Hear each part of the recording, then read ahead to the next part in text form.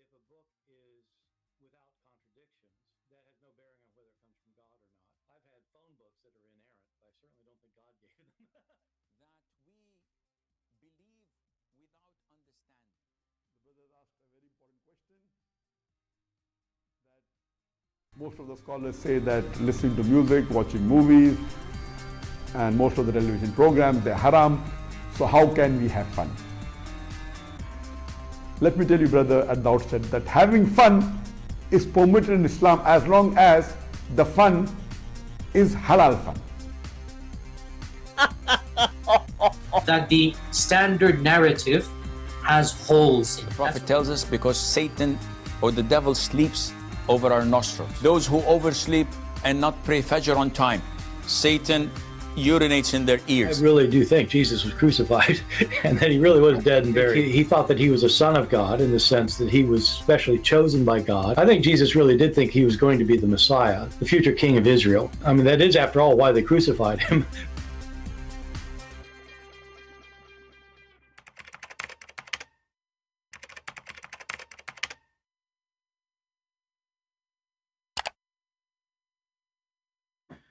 Hello, everyone, and peace of Christ, all of you. Please invite your friends and let us have some good time together and share education as usual. Now, as you know, we supposedly discuss having a debate with the sheikhs from London, but we are not sure yet if they are joining us or not. I see Yaqub is online. I will call him, and I hope his sheikhs or his teams are ready.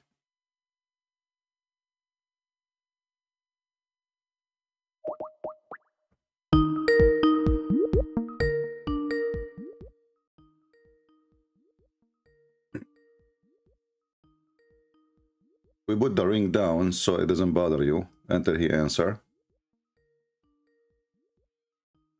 And let us hope that's... hello? Oh, Assalamu alaikum. Wa alaikum assalam. How are you doing, Yaqub? I'm doing well, thank you. How are you? I'm fine. Did you get your shakes ready, my friend? Okay, so I thought it was 4:30, but anyways, I've spoken to him yesterday. Yeah? Long story short, he's unwilling to debate, which is very unfortunate. Do you remember what I told you? Yes, that they're not going to be willing to debate. Yeah, they knew who I am, right? This is why they refused, correct? No, I didn't mention who you were. Really? Yeah, really. Well, what I did was I asked them the questions I asked you yesterday. Yeah. And I said to them that I spoken to a Christian and he told me this. And I said to him that, he wants to have a conversation with you tomorrow at 4:30. They said, no, they're not willing to do this. They said they would ask around. I'm not too sure if that's the case, to be honest. All right. Well, what we can do, I mean, we cannot force people to come and debate us, but we would like to have somebody have knowledge, maybe, because you know what usually Muslims, they do say that I debate people who do not know. And when we challenge the sheikhs, they don't show up. You know what I mean? Yeah. So what I've gone to do is actually so there's two things I've done in the meantime. I've looked at one of the books of Ibn Kathir, Al-Sira Nabawi, if you know this book, to check if the mention of Khadija's wedding is there. And I'm not sure if you read the book, but it is mentioned there actually. Yeah. So. But you know, I mean, do you think really that I am going to send you a link, Musnad Ahmad, even the Muslims, they have audio for it. And I mean, you can type in 2 minutes in Google, Prophet Google, peace be upon him, and he will get you the answer. So, I mean, it's going to be embarrassing. And it's going to be, first, I'm a Christian, and I'm forbidden to lie. Secondly, lies are very short. The rope of a lie is very short. It doesn't matter how you try to extend it, people will find out, right? So there's no point of saying a lie to you, and then you will find that this is not a true. And then what? Then I will lose your respect. and I will lose the argument, and what I accomplish? Nothing, right? There's no Yeah. point. So we will not mention anything unless we are sure. So what do you think, Yaqub? You can get us anyone else replacing those people who can somebody have knowledge, or everybody retreat? Well, I'm going to ask around to be honest. This is what I'm going to do. All right. I think that's correct.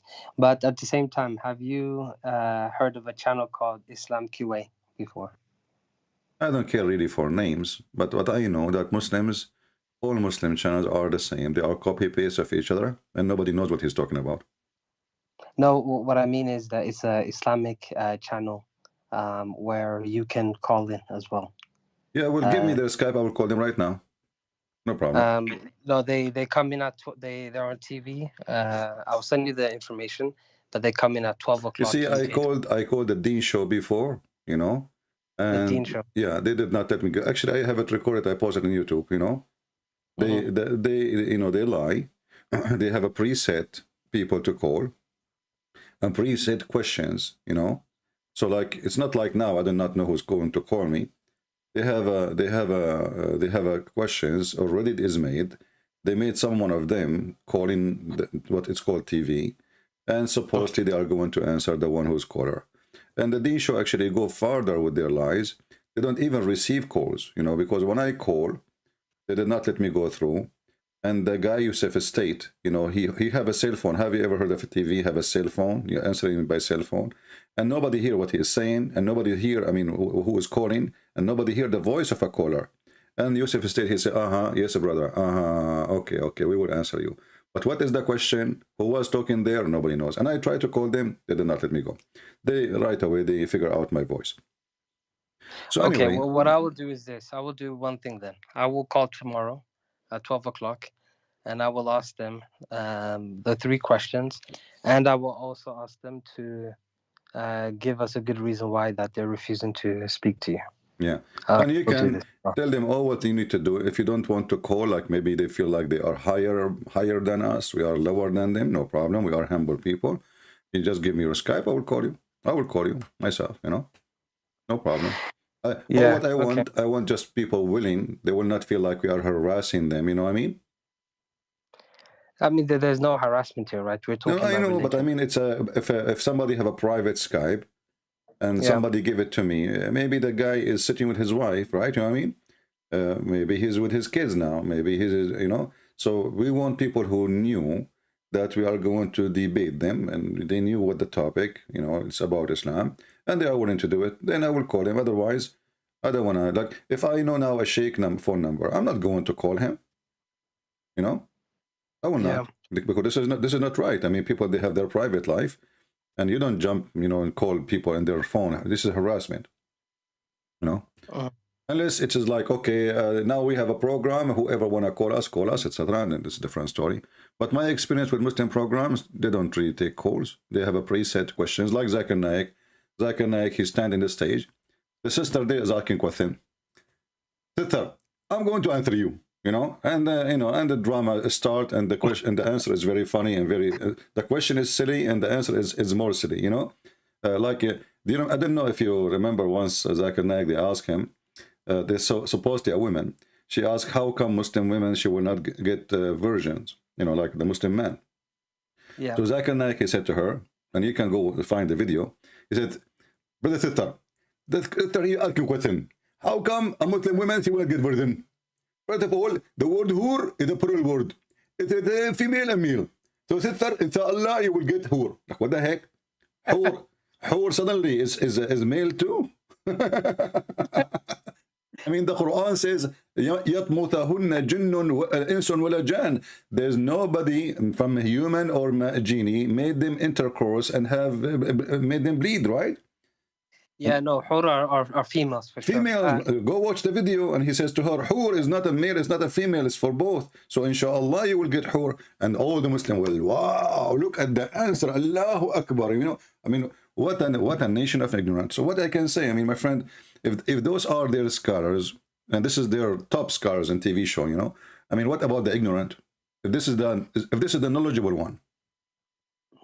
You know? Yeah. And I mean, imagine, no, no. imagine even how filthy the promise is, promising the women, and he is in the stage that you will have, excuse my language, you will have a lot of men to if you.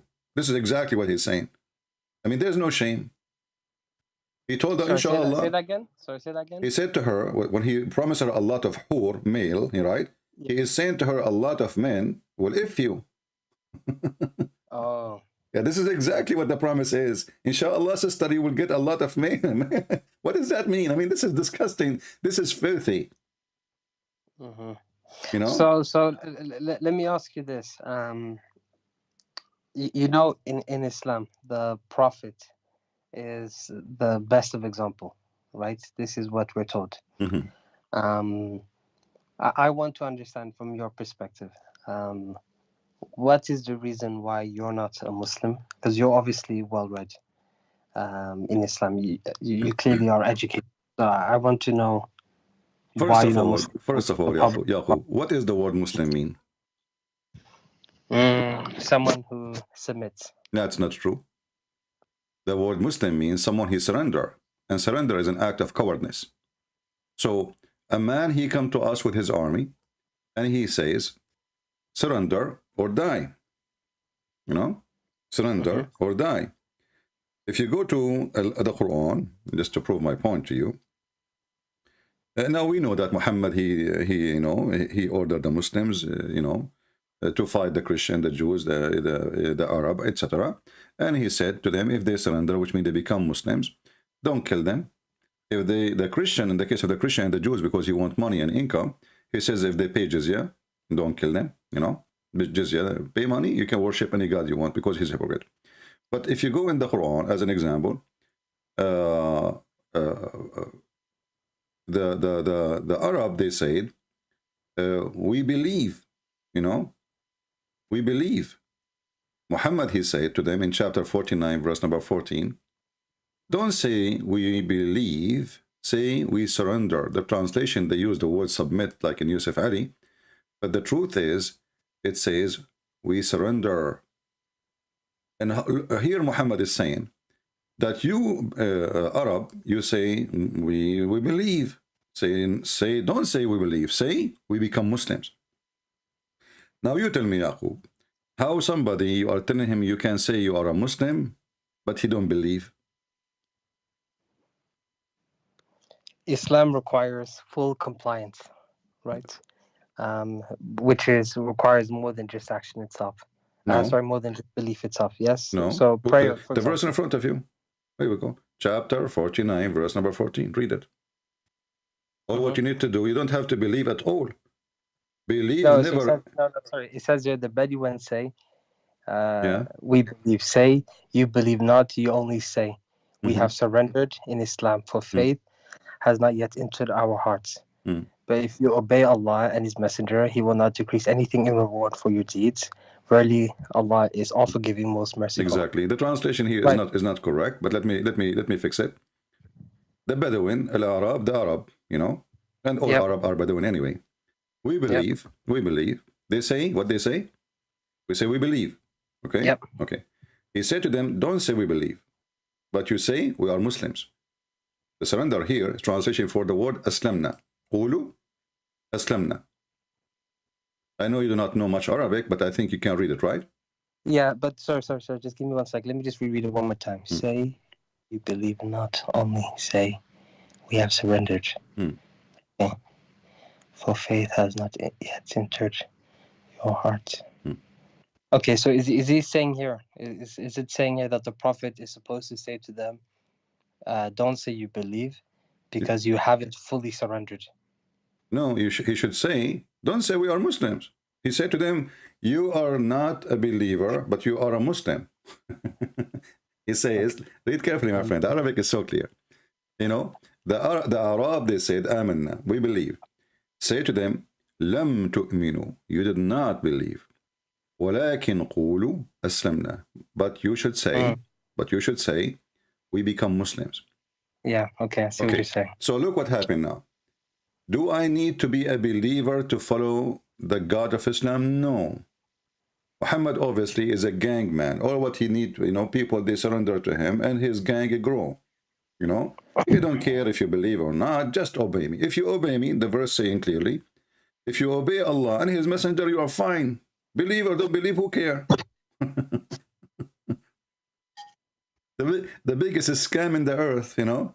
So, and this is how Islam grow. Who care if they believe or not? Conquer the city, everybody, die or live. What do you want? Say we are surrendering, you know. This is why the Quran says, the chapter of Al-Fatah, you know, when the victory came, the people, they enter into Islam by waves, correct?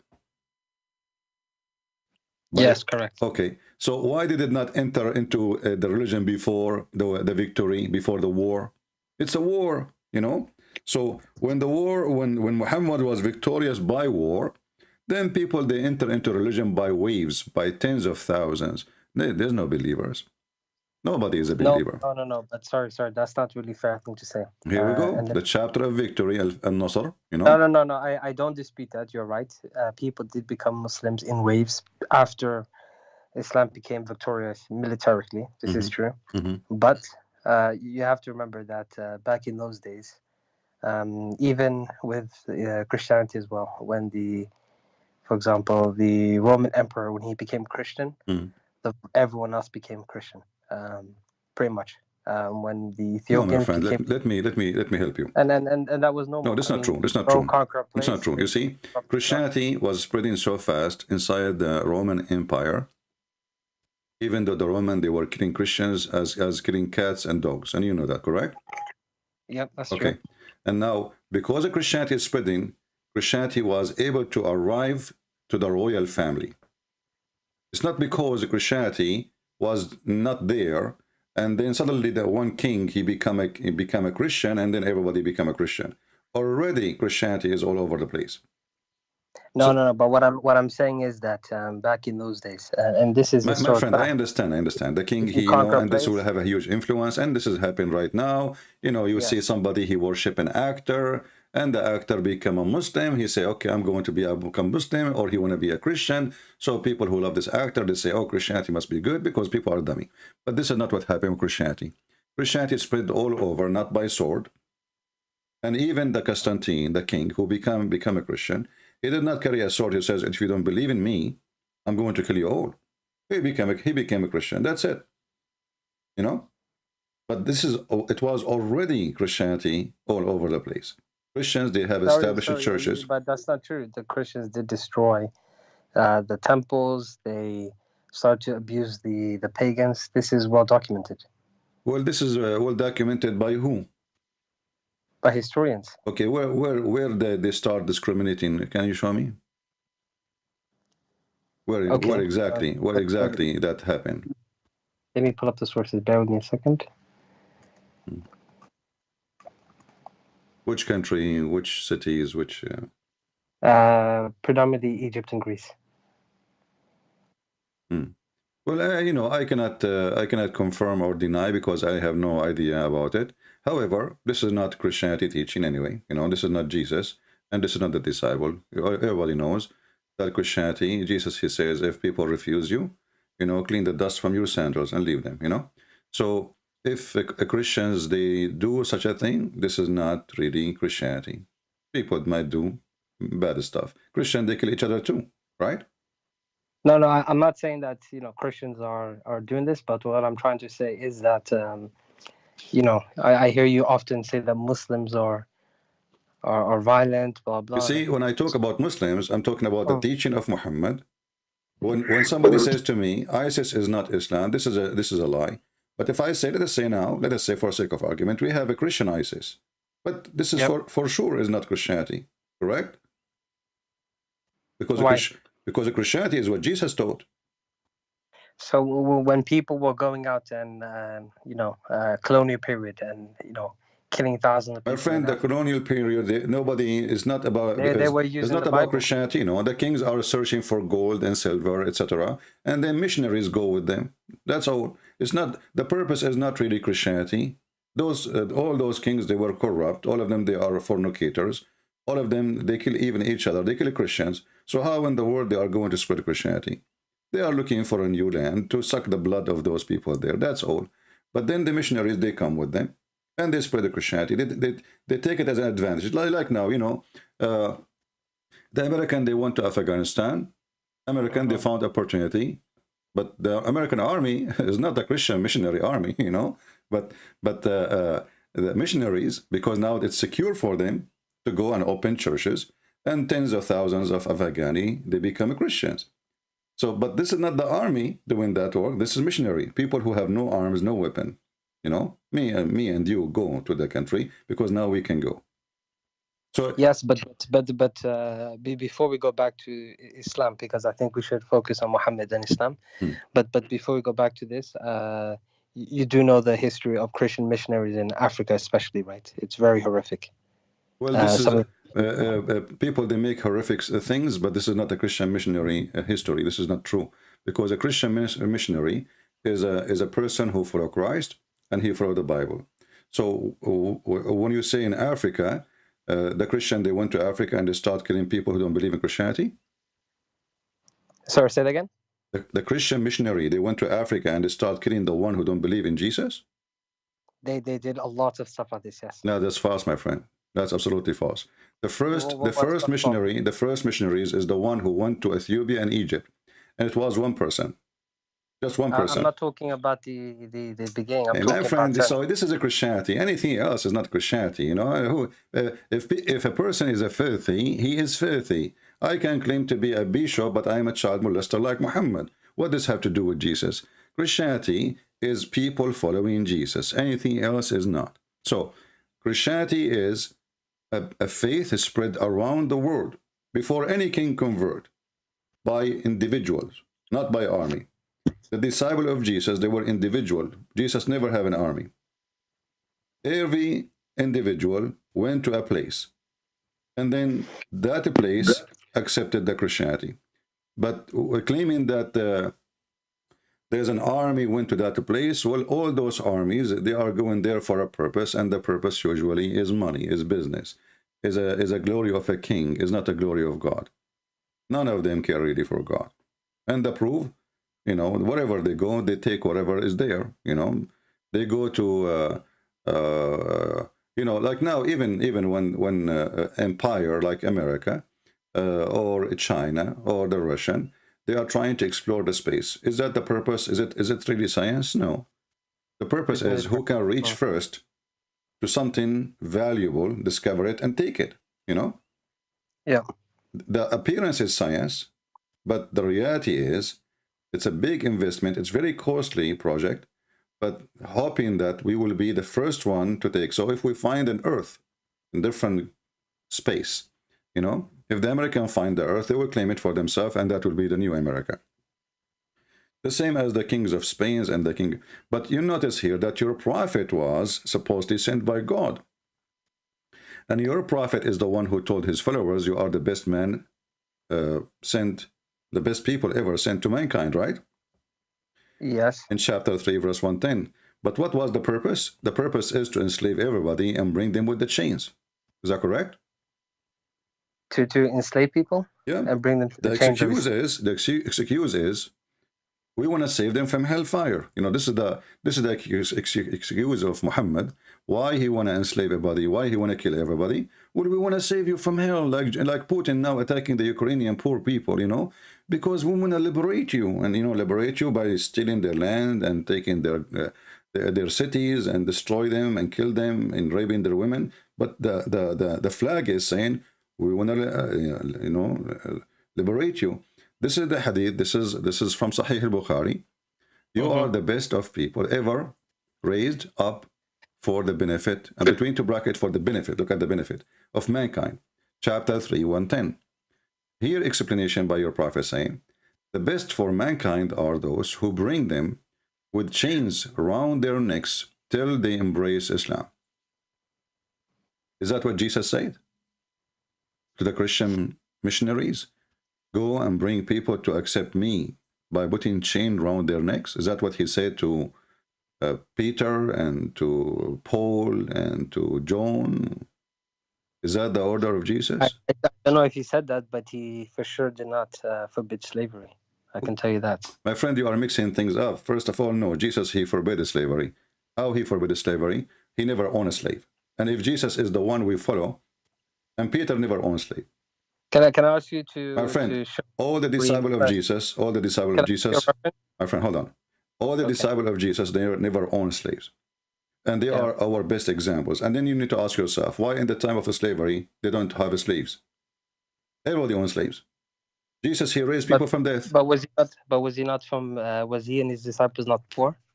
We all know well, Jesus is the last one can be poor, and I will tell you why. I am the person who raised people from death. How I can be poor? So he is poor because he doesn't accept money, but he can accept money. Imagine you are raising people from death. You are making the blind see. You know, I mean, how many people now, if imagine you have a clinic, no one enter the clinic, he don't get out perfectly healthy. How much money you will make? No, you make a lot of money, but you said that the Bible. Okay, can I ask you to open up 1 Peter 2:18 and share that on the screen, please? Tell me, what about it? It says, slaves, be subject to your masters with reverence. So? Not only in those who are good and equitable, but also those who are preserved. So it's there. It's not condemning. But he's talking, okay, you just noticed that he is talking to Christians. So those are Christians enslaved, and they did not choose to be slaves, and he don't want them to use violence to free themselves. Be obedience. So you are misunderstanding the difference between we are promoting slavery, and we are asking the Christian not to shed blood and kill to get their freedom. Christianity, everybody knows, teach peace and teach love. So be obedience, and those are the one he's talking to are not Muslims. Those are Christians, because who is going to read this and listen to this and obey this? The Christians, correct? Yep. Okay. So he is not not siding with the master against them. He is telling them that Christianity, we as a Christians, we are against violence. You know, that's all. He is not approving slavery. They are already slaves. Don't kill and don't make chaos and shed blood. And usually at the end, the slaves is the losers. They will be killed. As an example, you know what happened to Sawrat al-Zinj in Basra, in Iraq? No, what happened? You can search it right now. Hundreds of thousands of black people, not 10, 20. I mean, the whole area, there's no white people live there, only black African slaves. So the Muslims, they start bringing slaves, and the whole territory of Al-Basra become a slave territory, and they have their own city. What they do, they bring them there, they force them to do irrigation work, farming work, and the Arabs sit home and they eat and they sell the product, and the slave, even the one who sell, is the slave themselves. But the slaves became big in number to the point they become the whole, tens of kilometers, thousands of kilometers are full of slaves. So they made the revolutionary. And what happened then? All the Arab, the white ones, united, the Muslims, and they killed them. Right now, there's 0 black people in Iraq. You can go right now and search it in Google. It's called... No, I don't deny that the Muslims... No, my friend. A very, very... You see, there's a huge difference between... Yeah. Your prophet, he owned slaves. Do he? Yes. Okay. Yes. He died and he still owns a slave. Is that true? Yes. Okay. So how he can be against slavery? My Lord, he never owned one. He never had one. He never bought one. He never freed one. Because simply he don't have any. He never condemned slavery. No, but you see, in Christianity, Jesus said, what the Bible teaches us, that in Christ there's no Greek, there's no Hebrew, there's no free, there's no slaves. All of us, we are equal. So what you are asking for, why Jesus did not free? Well, Jesus don't have an army, and Jesus cannot free anyone. And but he can say it's wrong because already he gave tons of examples of respecting life. And if you respect life, you don't own somebody else. You don't. If you respect life, okay. You know. Let me ask you this: Exodus 21:20 It says, Hmm. I know this is not from Jesus, but this is the Old Testament, and you accept this, right? Right. Okay. When a man strikes his slave, male or female, with a rod, and the slave dies under his hand, he shall be avenged. But if the slave survives a day or two, he is not to be avenged, for the slave is his money.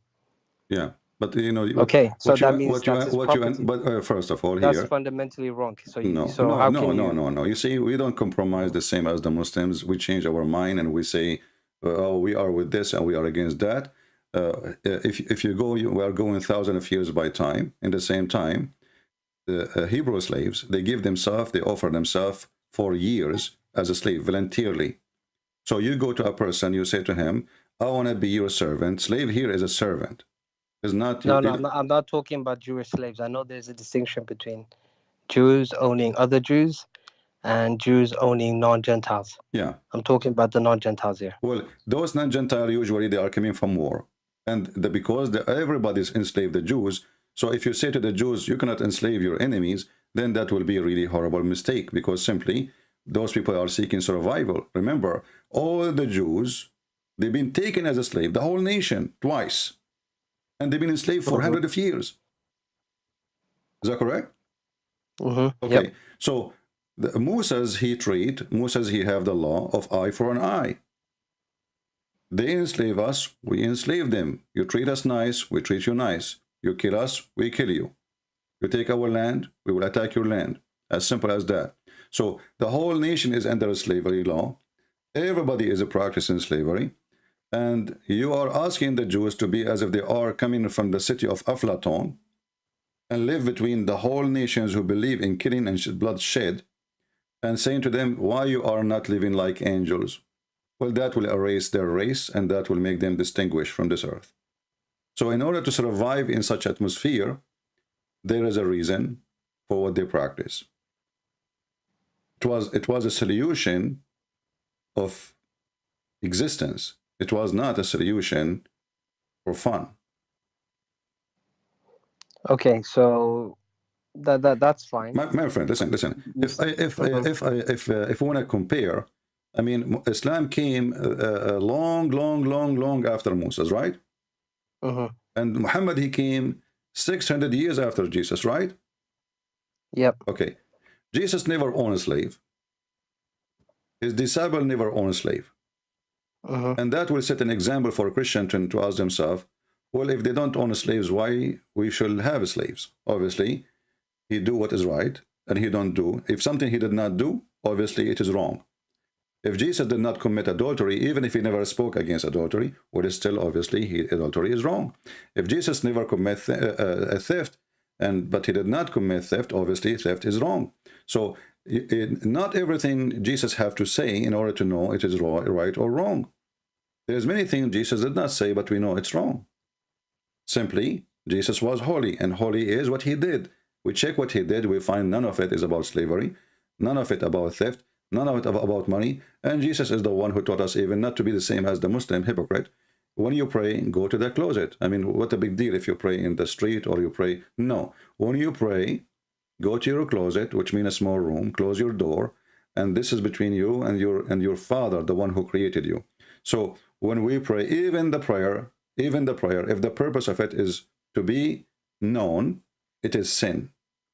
But Jesus did not say, he did not make a statement saying praying in public is sin, But he told us that there's many people do such a hypocrisy act, hypocrisy. Uh-huh. So Jesus always, he spoke to us in parable. There's many things he said, many things he did not say, but still it is there. And the reason of that, as an example, the Jews, they come to Jesus and they say to him, shall we pay tax to Caesar? I mean, what does this have to do with Jesus? Pay tax to Jesus, to Caesar.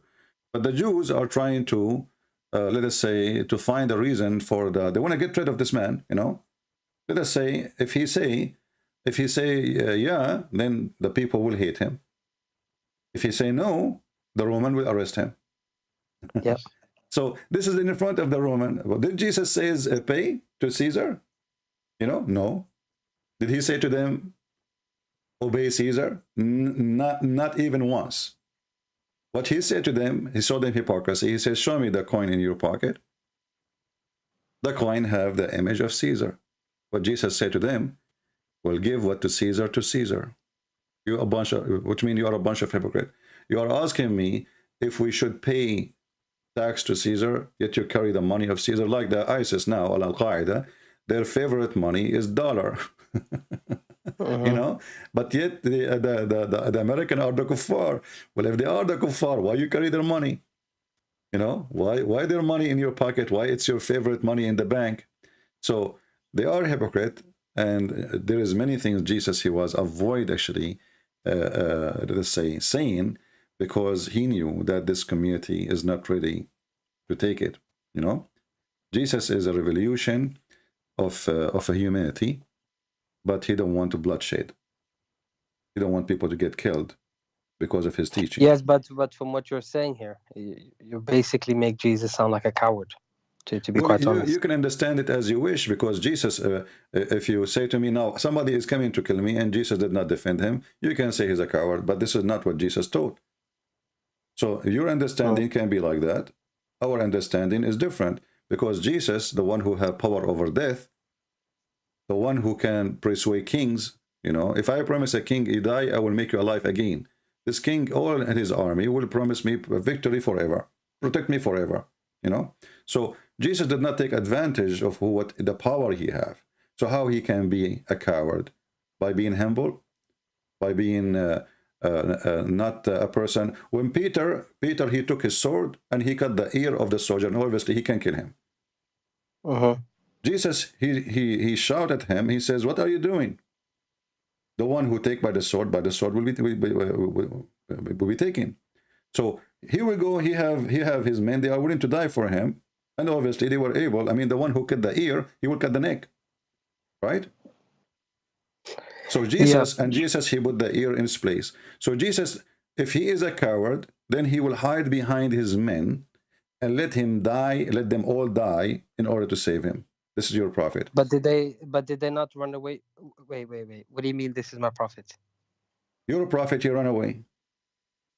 And when? Okay, isn't it you Muslim, you claim that Muhammad, he asked his cousin Ali to sleep in his bed so he can run away from Quraysh?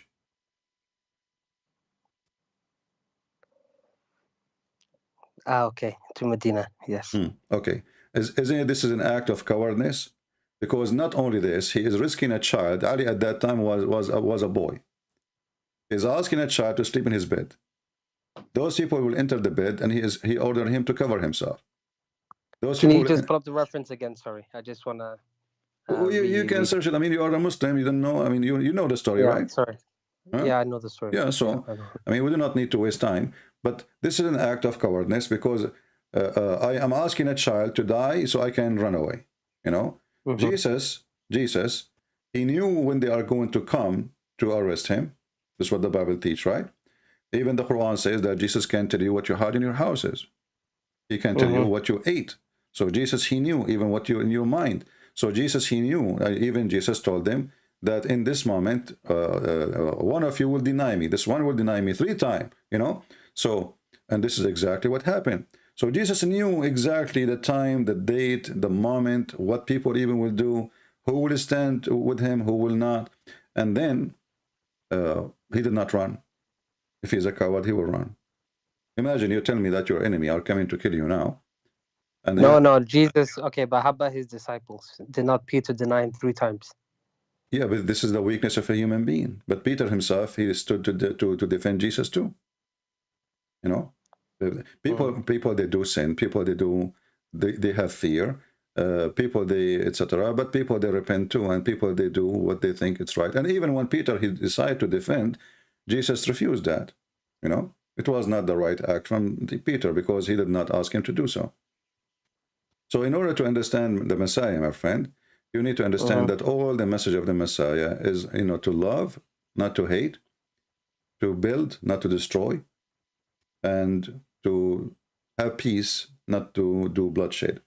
So when we speak about slaves, you know, we are not against the slaves to be freed. You know, we don't own slaves, or we should not own slaves. But in the same time, if those slaves try to free themselves or disobey, what will happen to them? So this teaching was for their benefit, not for the benefit of the master. And how long after Christianity, after Peter, it took the slavery to be demolished? Long time. So imagine if you say to them at that time, well, disobey your master, okay? If he they kill them, they will be killed, all of them. So simply, it was an advice to live, not an advice to die.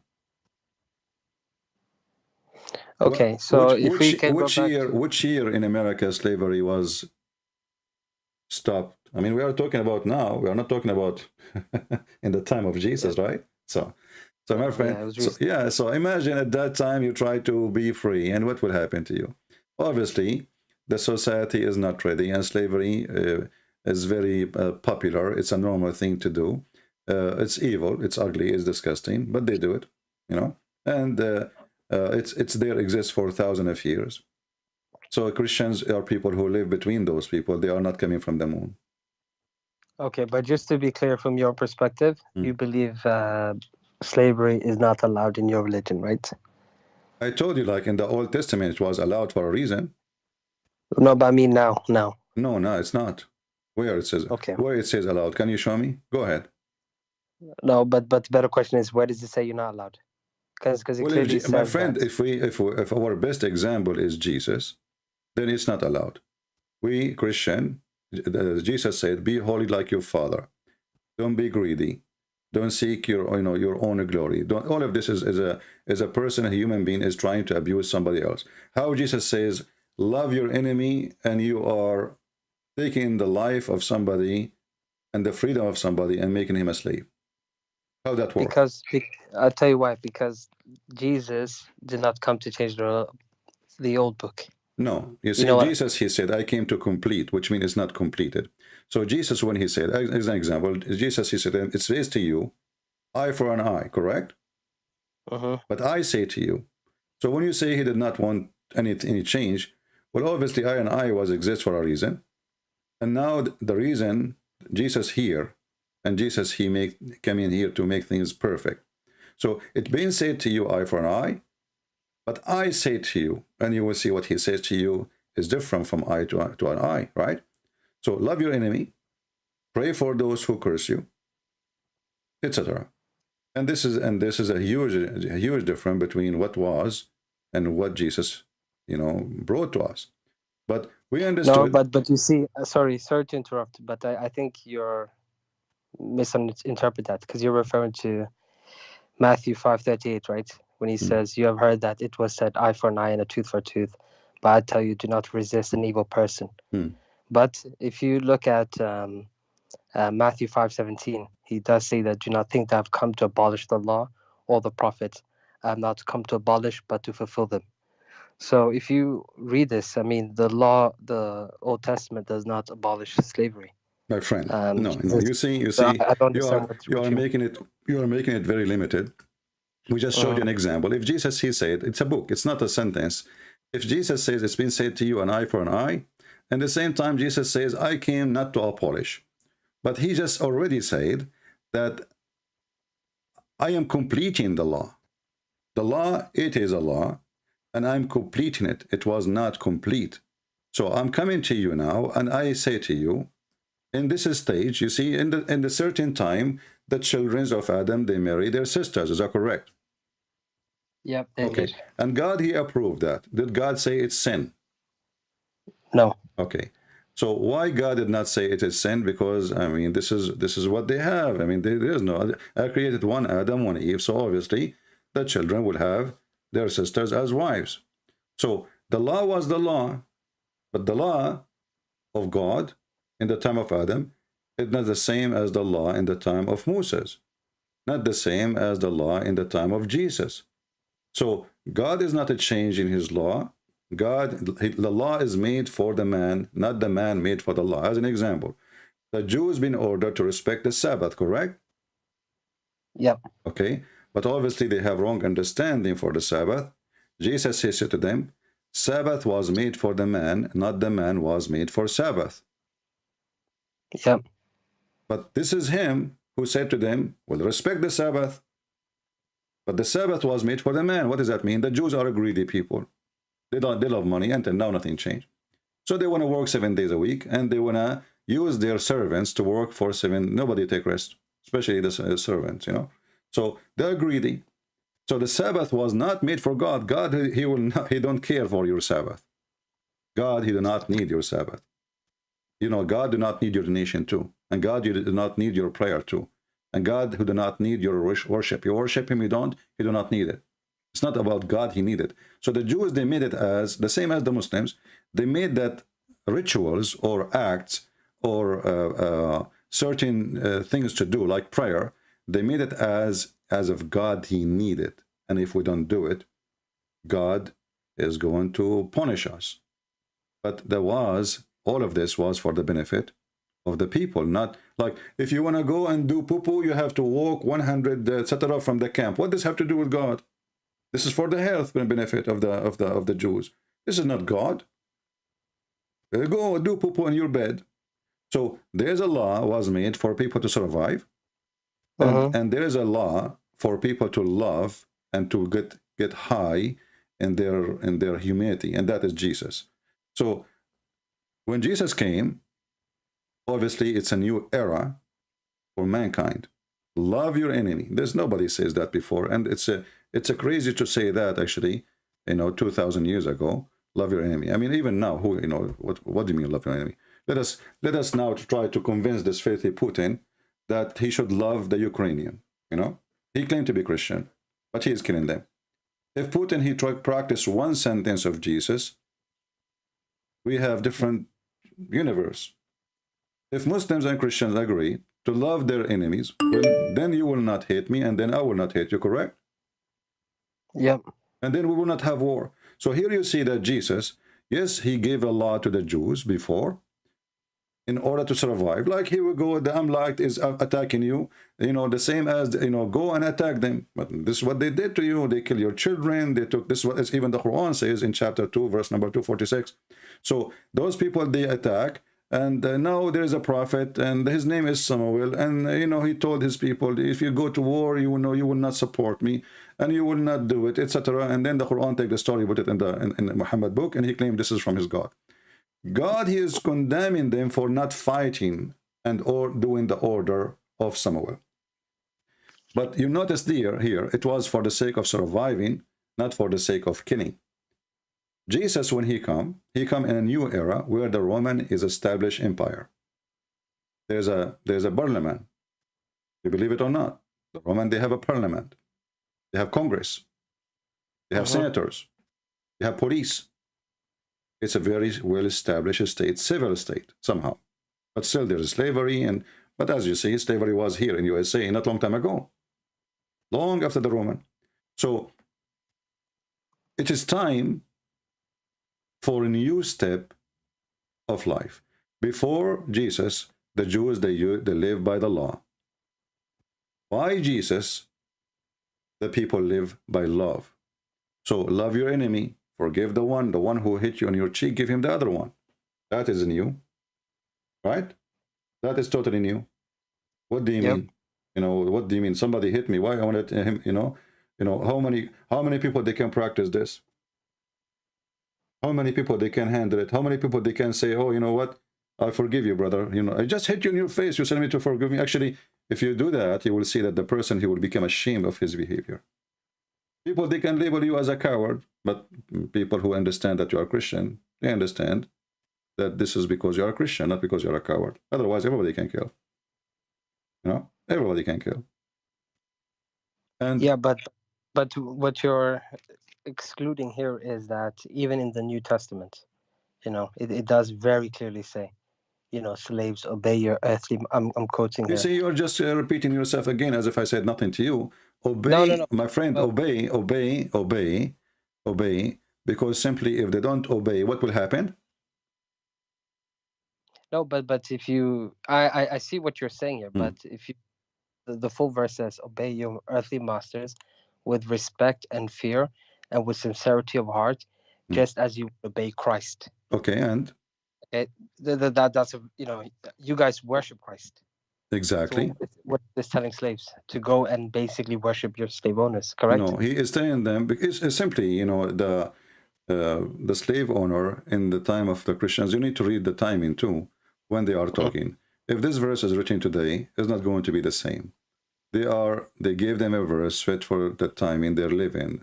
Obey your master, because if you don't obey him, which means you obey him blindly, you don't even question their orders, because if you don't, they will make you, you know, ash. They can burn you, they can kill you, they can rape you, they can sell you. You have no control. So there is one of two choices. Either you obey them the same as you obey Christ, as you say, which means you don't question what they say, you don't question their orders, you're just obedience, and you do. You are already slave. You know, it's not a choice. And the slaves already, they knew that. This is nothing new. We know that we have to do that. But what the Bible, what the disciple they are teaching them, we are not here to come in to make you. Let us make it clear. We are not here a revolutionary. We are not Robin Hood. We are peaceful believers. So the change will happen through the peaceful believer. We will change the mind and the heart of your master. But until that happened, you obey. If we try to force, they will kill you. They are killing us already. The one who's talking himself, he have no power over anything. So his words is useless. At least for the pagans. Who is the one who listen to it? Is those who believe. So if you believe in Jesus, this is what we believe. We don't want to kill the masters. We don't want to kill the king. We don't want to kill the army. We are not here coming to make. Islam is not a Christianity, and Christianity is not Islam. Islam is a war, is an army, is a caliphate. Christianity is poor disciples going around with their sandals. They don't have army and never establish one, and they do not need one. So they was changed. it designed to have an army? Just that I'm being on it. I genuinely don't know. But was it supposed to be a state or not? No, the state of Jesus is not the state. Jesus, he says, my kingdom is not in this earth. You know, my kingdom is not here. This is the world here. You say, Jesus, he said, I am from above, you are from below. And the kingdom of God, which we are promised, is not a kingdom in, you know, in Hulunulu. So my kingdom is a new kingdom, is not like any. But this is not a kingdom which you will see. It's not a king and soldiers and army. The army of God is his angels. And this is why Jesus, when he said, when Jesus, he come back, you see now Jesus speaking about love, right? Yeah. But Jesus in the second coming, there's no love no more. Why? Because it's time to collect. It's time to collect. Everybody have to pay for his crimes. It's time for justice. So I let you go, I let you live, own slaves, rape, kill, whatever you want to do. You want to be good, you want to be bad, it's up to you. But when Jesus come, he come with the glory of his, in the cloud, with the glory, his glory and his angels. And then Jesus, he will say, bring them and slay them. You know that, right? Yeah. Okay. So what happened here? Are you going to say to me now, Jesus, what happened to him? Like maybe he took some vitamin, he became suddenly a warrior of war? You know? No, I see your point. Okay, that makes sense. Yeah. Okay. So bring them and slay them. And slay them. Why? Because now it is not the same as Jesus who came to them before. This is the Lord. He's coming with the glory now. Before he came as a humble man. Before he accepted to be in the cross. Before he accepted to be crucified, to be humiliated, to be called names. But now the story is different. Your time is up. You know, we gave you a chance. We gave you a chance. And, you know, that's it. This is judgment day. So the same Jesus who said, love your enemy. Now he don't love them, those people who they are sinners. The same Jesus who loved the sinners. He said, I came for the sick, not for the healthy. Right? Yep. Jesus gave an example. He says, if you have 100 or 1,000 sheep and one of them is lost, which one, what you do? You go after the one is lost. So Jesus is willing to leave the 1,000 and go after one to save. But Jesus in the second coming, He will not do that. It is going to be the opposite. The lost will be sent to hellfire. They will be slaughtered. They will be punished, severe punishment. And those who they were following him, those slaves who obey Jesus, those slaves who obey their masters, but the master will not go to heaven. You see? So the kingdom of Jesus is for those, this is why Jesus said, bless those who spread peace. Yeah. Okay? So the blessing will come to you when? Is it now? No. Here we go, they slave you. You are a slave. You are, you know, Christians. How many Christians the Muslims they slave? How many Jews? How many Christians the Muslims they enslave? You know? So, so based in the Bible, this is why you see when the Muslims they occupy Christian countries in the Middle East, Christian they did not make revolution. Why? Because that will make a bloodshed. Otherwise, everybody can kill. And they were the majority. As an example, 4,000 Muslims, they went to Egypt. And Egypt at that time, according to history, there were 4 million. Yeah. Okay, well, the 4 million Christian, they can eat them alive. Right? The church leaders, they refuse anyone to do any revolution. And actually, if one of the Coptic people try to resist, the church go against him. This is why the Muslims were able to take over and stay. Because the Christianity, the Christians, they are always worried about disobeying God and not to be true Christians. Which one is important for them? Earthly kingdom or heavenly salvation? So in order to understand Christianity, you have to understand what Jesus did and why the Christians, they did not, you know, make revolutions against Muslims. Until now, you go to any Islamic countries, you see Christians are the only one are trusted. They never betray anyone. They never betray a king, a Muslim king. They don't step you on your back. The one who step in the back is Muslims. Who is the one who killed the caliphate? Muslims. Who is the one? Who is the one who killed the grandsons of Muhammad? Muslims. Right? Yeah, this is true. At that time, those you know, like the grandsons of Muhammad, they don't have guards and they don't have etc. Well, a Christian who want to seek revenge, he can go and put a dagger in the heart of his daughter. He can. Okay, so but they did not. I think your explanation makes sense about the Bible. So let's just focus on Islam, if that's okay. All right. Okay, so the Prophet and Islam. What's your main problems? First of all, is he a prophet? You just, you know, Yaqub, I respect you. You're a nice person, but sometimes I cannot hold myself from being rude. It's okay if I be rude with you. Do you allow me? I guess. Can I use the word stupid? You know, please, you know, let me use it. This is stupid because how in the world you say to me, what the problem with the prophet? Shouldn't he be a prophet first? I mean, the guy, he come to us and he said the sun set in murky water. Here we go, he made a prophecy. How that make him a prophet? I mean, this problem with this guy, Muhammad, he cannot keep his mouth shut, and the more he talked, the more he made poo-poo. And the Jews, they came to him and they asked him, tell us about Zulqarnain. The guy, he took the trap. And they made him believe that Zulqarnain is a prophet. That's why he started talking about him as if he's sent by God. But Zulqarnain, Alexander the Great, is a bisexual. This guy is sick. He sleep with men, and men sleep with him, and he sleep with women too. So how in the world this person became a prophet of Allah, and Allah sent him, and Allah gave him victory, and then he keep going until he found where the sun set. Well, where the sun set, Yaqub? Can you tell me? Where the sun sets? Yeah, where the sun set. Here we go. It says here, you know, حتى إذا بلغ مغرب الشمس. Until he arrived to the place where the sun set. Where is that?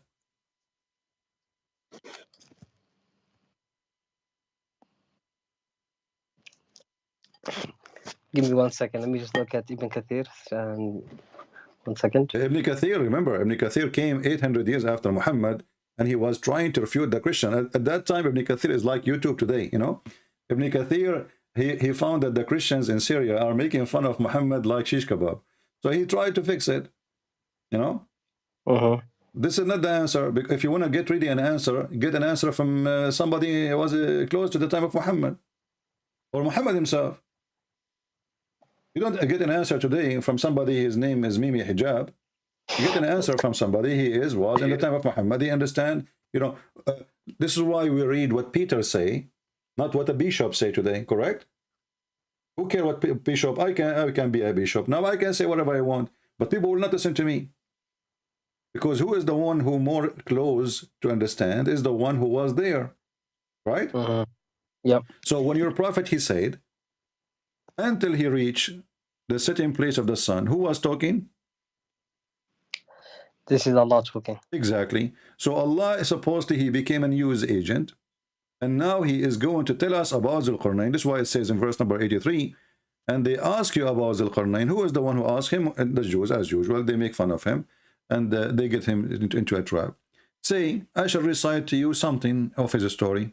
Okay, wonderful. Verily we establish for him in earth. Suddenly Zulqarnain was victorious by Allah will. Why? Any Muslim can tell me why? Why Allah he established for him victory? Because he's a Muslim. And then we gave him the means of everything. Who is the one who gave him? Allah. Who is the one who gave him the men to sleep with? Allah. Who gave him the men who sleep with him? Allah. Who gave him the soldiers? Allah. So everything is coming from Allah. And then he followed away. Okay. Until when he reached the sitting place of the sun. Where is that? The sun set everywhere.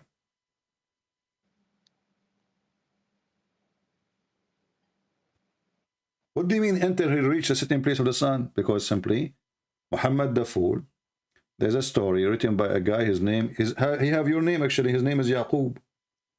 He's from Syria. He wrote a fiction story about Zulqarnain. You mean, is it the Jewish one? No. This is a Syrian Christian from Syria. But this is a fiction story. It's like now you make a story, you put George Bush there, but the story is not real. It's a movie, Yeah, I know what you're saying. Yeah. Okay. So this guy, he wrote a story about Zulqarnain, and in the story he built a dam. Muhammad, in the moment when they asked him, they could not answer. Then he asked. He found out about this story, and now he is copying that story, claiming that Allah is the one who told him. So he reached the sitting place of the sun. He found the sitting in a spring of a black, muddy water. Go, Yaqub, help me. You're a prophet. You said to me he's a prophet. Right. I just had a look at a hadith about Ibn Abbas asking about the same place of the sun. Okay. So yeah. Are you still convinced that Muhammad is a prophet? What do you say to me? Why you don't? What the problem with Prophet Muhammad? Shouldn't he be a prophet first? So what's your thoughts on the Quran? Do you think it's plagiarized, or what are you saying? My friend, this is a very stupid book. I mean, look at this. And then he found the word the sunrise, and not only that, like as an example, just to show you the stupidity. I mean, this book is written by a very foolish, stupid man. If I say to you, you ask me a question. Those who slept in the cave, how many there are, Christian Prince? I will say to you, okay, because I don't know the answer. Some they say there are 3 and their dog is number 4. Some they say there are 5 and their dog is number 6. Some they say there are 6 and their dog is number 7. Some they say there are 7 and their dog is number 8. Some they say they are 9 and their dog is number 10. Some they come tomorrow. Some they say they are 10 and their dog is number 11. Some they say they are 11 and their dog is number 12. But shouldn't you tell us how many they are? We got it. We got it. Some they say, some they say, some they say. What do you say? The answer is Allah knows best. Like what the heck? And not only that, to make it more bigger poo-poo, he says, few people know the answer. What is the answer? Read it, chapter 18, verse number 22. No, I can see that. But you see here, the point of the message is that the number is irrelevant. No, my friend, no. The question is, no. You see, why the number is irrelevant? If you are, but then you are mentioning it. Why you are saying some they say 2 or 3 or 4 and they're dogs? And secondly, what kind of Arabic this Arabic is? The Muslim, they say the Quran Arabic is perfect. I never heard of somebody saying they are 3 and their dog is the 4th. This is false. In Arabic, you don't say that, even in English, because dog is not a human. For the dog to be number 4, he have to be the same kind of the previous 3. Correct? It's just like saying, for example, my family and including your dog as part of the family. No, you can see, but you don't say we are, you don't say, and we are 3. Like, let's say you and your wife and your son, and the dog is number 4. That's not this is language. This is false, because the dog is not number 4, for he is number 1 between dogs. So if you are counting a human, you count a human. If you are counting apples, you count. You don't say 3 apples and 1 cat. No, but the point is, the moral of this, what the verse here is telling you very clearly is... What is the moral? Hey, I'm listening. What is the moral? I will. So it says, your Lord knows best the numbers, none but a few. So debate not about the numbers. That's exactly what we're doing, because it's irrelevant, except with clear proof. Okay? And consult not any of them people. First of all, where it says debate about, the debate not? Sorry? Where it says... It says there, so debate not about their numbers, except with clear proof. No, it doesn't say debate. It says وَلَا تَسْتَفْتِ فِيهِمْ مِنْهُمْ أَحَدًا, which means don't ask them. Allah knows. There's no debate. Don't ask them. لَا تَسْتَفْتِ. Don't ask them. Allah knows best. Okay, so don't ask them. So what is the answer? Don't ask them. Ask Allah. The relevance here is that the point of the story is, from my understanding, I'm not here trying to make up excuses, just to be clear. So the understanding of the story is that if you trust in God and you're God, God conscious, then God will provide for you. Just Our as friend, He did for... if this is the purpose of this story, then he should not mention the number. He should not say some they say 2, some they say 3, some they say. He's saying there's 7. And actually, this is a story, fiction story written by Christians about a bunch of youth. They were discriminated, and then they went to a cave. And actually, the story is very funny. You know, in Islam, it's dog is dirty, correct? So how the dog is with them? What kind of Muslim they are? They have a dog. Why the dog is there?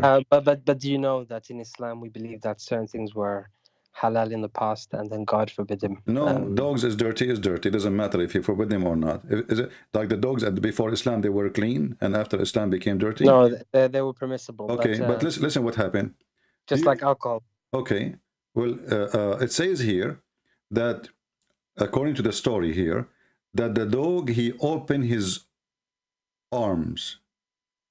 Do dogs have arms? No, they don't.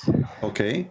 So the dog, he stand in the front of the cave and he opened his arms to do what exactly?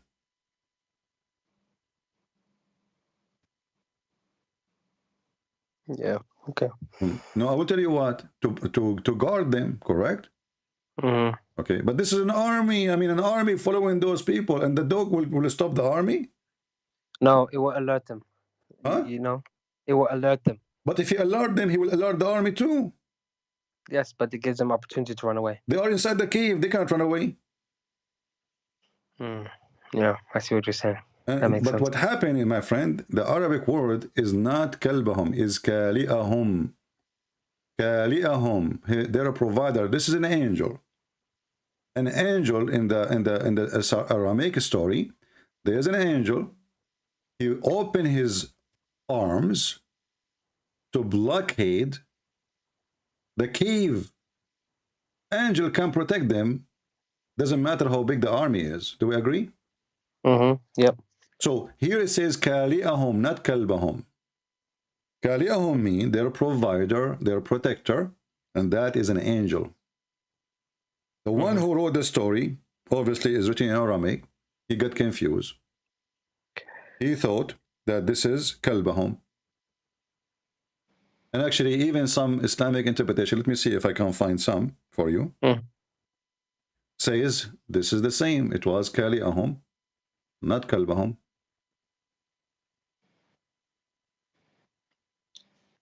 Here we go. Let us see.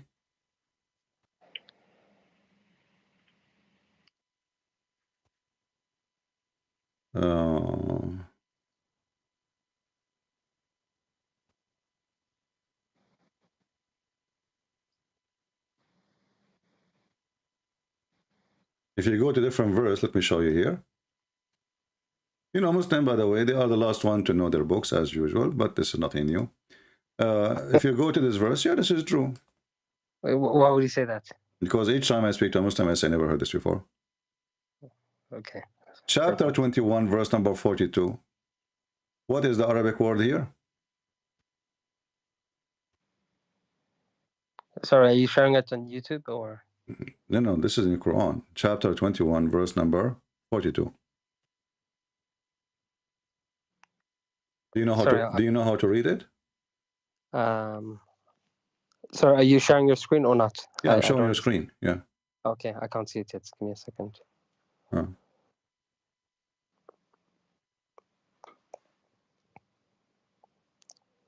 In the meantime, I'll open up the Quran on my side. So you said it was 21? Chapter 21, verse number 42.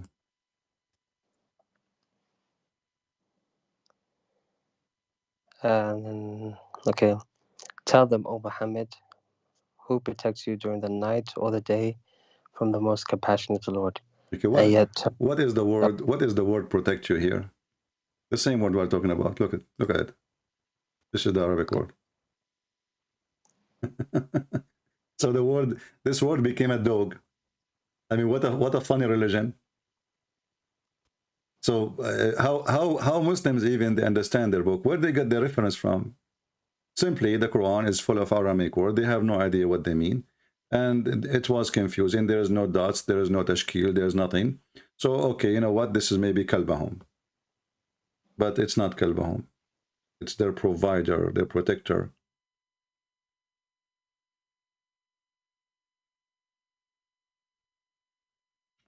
Actually, there's a reading of the Quran. You know, the Quran have many reading, correct? Sorry, say that again? There is many reading for the Quran, correct? Yes, that's true. All right. If you go as an example, yeah, do you sorry. know Tafsir Ibn Hayyan or whatever Al-Andalusi or Adwa al-Bayan fi Tafsir al-Quran? You know, there's many tafsir. They will tell you that there is a reading. It says وَكَالِئَهُمْ. Let me show you. Here we go. This is Adwa al-Bayan fi Tafsir al-Quran. It says here, let us see. The page is very hard to show.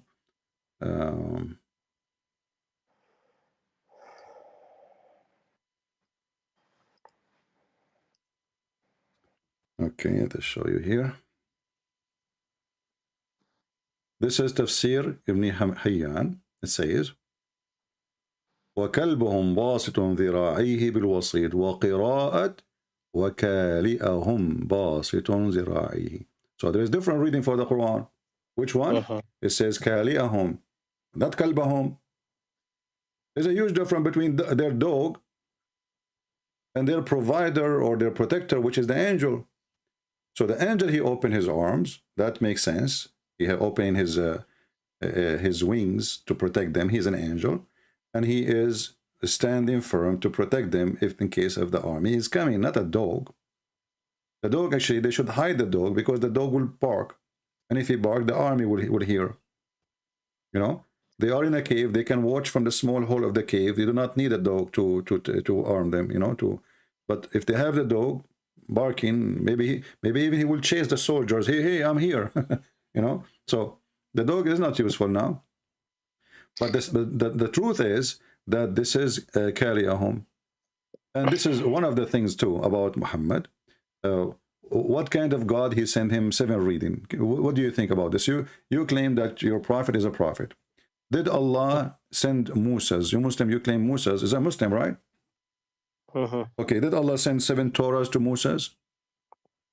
No. Okay, why? Why he did not send 7 Torahs to Musa's, but he sent 7 Quran to Muhammad? Yeah, this is a good question. Yeah. No, your prophet explained. He says, my people are not capable. Is that correct? No, I know this reference, but I mean, it's a good question because that doesn't make sense. You know what I mean? Yeah, but it doesn't make sense. That means you don't agree Muhammad is a prophet. No, I didn't say that. Well, you just said it doesn't make sense. Right? And do you know what happened now if we believe that Muhammad, he received Quran in seven Quran? Think with me. I'm showing you the hadith in front of you. I'm showing you the hadith. Sorry, let me just read it. The Prophet was present at the pool of Beni Qifr. Jibreel came to him and said, oh, sorry. You're changing it. Yeah, because there's many. You know, I just opened the one have more full story. Some of them, they are very short. Some of them, they give more details. Yeah, okay, let's stick with the short one then. No problem. Yeah, go read this one. It's on the screen. Yeah, you're still moving it? I think there's a delay. Yeah. Allah has commanded you to recite to your people the Quran in one dialect. Upon this, he said, I ask from Allah pardon and forgiveness. My people are not capable of doing it. He then came for a second time and said, Allah has commanded you that you should recite the Quran to your people in two dialects. Upon this, he again said, I seek pardon and forgiveness from Allah. My people will not be able to do so. He came for the third time and said, Allah has commanded you to recite the Quran in three dialects. Can you scroll down a bit, sorry?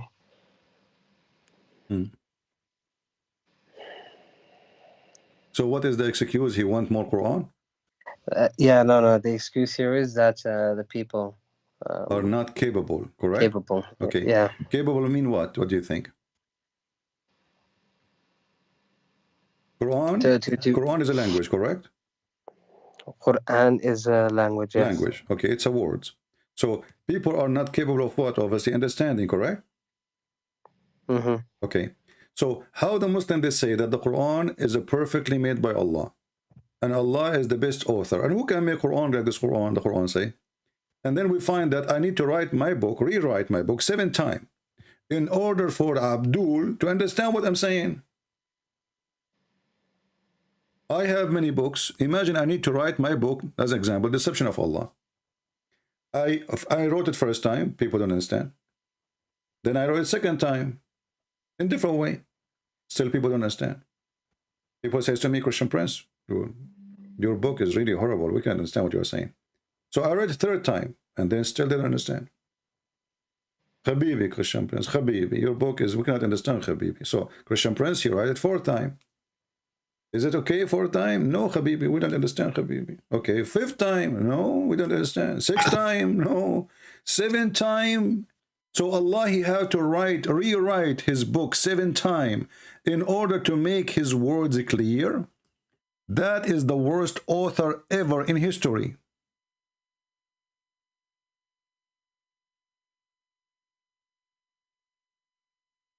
Are you there, Yaqub? Yeah, I'm here. You see how good your God is? Man, he is so good in writing. He needed to write the Quran 7 times. So people, they might understand. And who is the one giving advice? Muhammad. The one who do not know even how to write, how to read.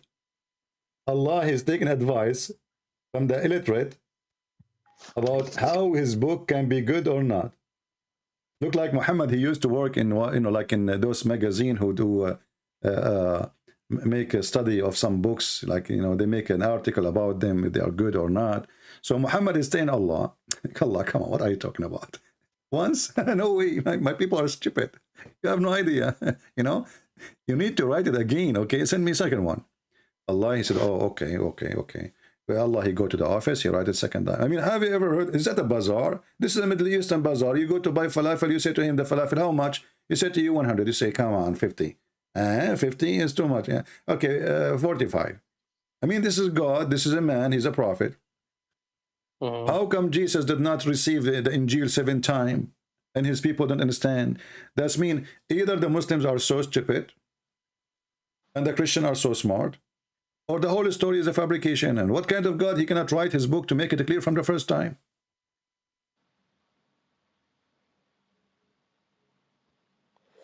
Okay. And hold on. if I ask you right now, are you don't the Muslim claim now that the Quran is so clear, and most of them they use the Quran of Hafs? Yes, we use the Quran. Okay, so Muhammad was a liar here, because if the Muslim they claim that the Quran of Hafs is perfect and we understand it very well, so why Muhammad keep asking for more Quran and my people are not capable? Imagine a person who speaks Arabic is born in the Middle East, not a foreigner. He needs 7 Quran to understand the Quran.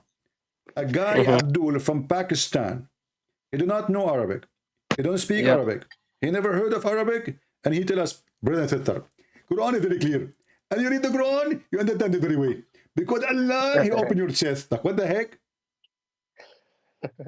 But the Prophet himself, he said that nobody understands the Quran. Even the Quran say itself that there is a part of the Quran nobody knows what it means, save Allah. So what the point of rewriting the book 7 times and still we do not understand what he's saying? Okay, yeah, I see what you're saying. It's a very strong point. Very strong point. Yeah, but so very strong point. But are you still a strong Muslim? So okay. Right. The the Quran says that ask the Prophet to consult with the Christians and Jews about many things, right? No, not consult. No, not consult. To verify. So. No, my friend. The verse says, "In kunta fi shakkin," correct? Okay, what shak mean? Doubt. Exactly. There's a huge difference between consult and if you have a doubt, go and ask the Christian. So the one who confirmed that this is from God or not is the Christians. Okay, so let me ask you then this then. So what does Christians think of the Prophet? They rejected him right away. That's why he decided to kill them. Now, you know the answer. They rejected him. So, and why a prophet, he have a doubt about what was revealed to him? What kind of a prophet? If the prophet himself, he is not sure. Have you ever heard of such a thing? Like, the prophet who bring me a religion, he himself is not sure. And then he is God. He said to him, listen, there's a guy in YouTube, his name is Christian Prince. You call him in Skype and ask him if what revealed to you is from God. This is here you see the stupidity of the author of the Quran. Why? Because if the Christian already rejecting Muhammad, why he is asking Muhammad, and he is actually labeling Muhammad that he is a person who have adopted, and the Muslim, they try to fix it. They say, it doesn't say he have adopted. It doesn't say. It says, if he have. No, our friend, Allah, he knew. Allah, he don't speak for no reason. Allah is God, supposed to, correct? So why he will say to him, if you have a doubt about what we revealed, if the guy he don't have, I mean, if proven to me that this God is not God, because if I am God, the word if is not in my dictionary. What if? If what? Okay, but look, when he went and spoke to the Christians and the Jews, they laugh at him. They laugh at him. And do you have evidence for that? Sure, the Quran is full of evidence. Thanks to Allah, who wrote the book 7 times. Oh yeah, okay, I see what you're saying. Yeah, and when a Muslim he says to me, "Do you have evidence?" I find myself really, I cannot stop myself from laughing, because. The Quran says the Christians are lost, the Jews are cursed, and then the Quran says, if you want to confirm what revealed to you, go to the Christians.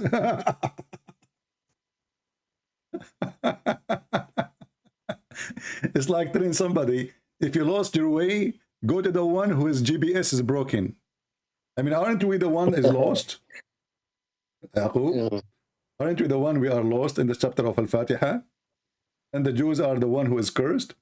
So how in the world you say to Muhammad, go and ask the Christians who they are lost and the Jews who they are cursed? I mean, what? Go and you should ask them to ask the Hindu. Maybe that better. Okay. You know? Yeah. Yeah. And you know, when the Muslims, they come to us and they say the word prophet, I don't know what they are talking about. Who is the prophet we are talking about? As example, you see, if I say to you, I saw a video of a person, a Muslim, he says, the Bible written by John. John who? Peter. Peter who? Mark. Mark who? Okay, I want to go by this. We can give you all the reference about those people. But I want to ask you, the Quran is given to us by Muhammad. Muhammad who? What do you mean Muhammad here? Who is Muhammad? Ibn Abdullah. Where do you get the name from? I got it, to be honest, from... Or what the Quran says to us, there's a guy, his name is It's Muhammad. not from the Quran. I got it from the... It's from Exactly. one of the books. Okay, shouldn't this God, you know, see here we say the hypocrisy of the Muslims. They say to us, okay, who? Okay, when the Bible speak about Jesus, speak about his born where, who is his mother, who is the grandfather, the father of Mary, the grandfather of Mary, blah blah blah blah, all the way, you know. But you see, you're missing the point here. You see that's the point you're missing. The Bible, the Gospels are written as testimonies, eyewitness account. Okay, I will go with you. I will go with you. Let us give you an example. You cannot answer. The Quran mentions someone. His name is Israel. Who is Israel? But sorry, just one thing. The Quran was revealed in recitations, verses by verses, and in many cases it was revealed in, let's say, in all cases it was revealed in situations that the Prophet was in. Okay. So yeah, what was your question about Israel? That doesn't change anything. Still, who is Muhammad? Shouldn't you tell me? You know, don't this God, he knew that this book will be sent to nations around the world, and he need to introduce Muhammad. So Muhammad, he says, the one who wrote the hadith, erase it. Correct? Okay. So if you Muslims, you follow the advice of Muhammad, then you will not know anything about this person. You Muslims, you call him Muhammad ibn Abdullah, because he said you erase it, which means erase all the history of Muhammad. You keep only the Quran. So the Quran says Muhammad, but who is Muhammad, we do not know. Who is his parents, we don't know. What we know from the Quran is that he is the messenger of God. Okay. That's what we know. Exactly. But who is the one who said that he is a messenger of God? Muhammad. If we take it from the Quranic, from the Muslim perspective, it would be Allah said that. No, right? because he did not have any witnesses that Allah spoke to him. Do he? He does not know. Okay. So, the funny thing about Islam, that's if in case of adultery, you have to have 4 witnesses, correct? For adultery, yes. Okay. And you have to, excuse my language, you have to see the private part of the male going inside the private part of the female. Is that correct? Okay. Yep. So how come in a case of a penis and vagina we need 4 witnesses? I mean, this is silly. But in the case of God, he has zero witnesses. So now a guy, he want to make us follow him by hundreds of millions. He have 0 witnesses for anything, even when he went to heaven. Aisha, she said, he went by his soul, not by his body. But the Muslim, they claim that he went by his body. So which one? So who said that? Aisha, she said, Usriya bi ruhihi. He went there because he was next to her in the bed. He did not go by his body. So, hold on a second. Aisha couldn't have said that because this will happen in Mecca, right? Aisha got married in just after Hijrah. Well, my friend, right? I don't care. Maybe Aisha, she is telling what she knew previously. But Aisha, Aisha, she was with him in Mecca too, no? No. Do you have the reference for this? Sorry. Let us see. Hold on.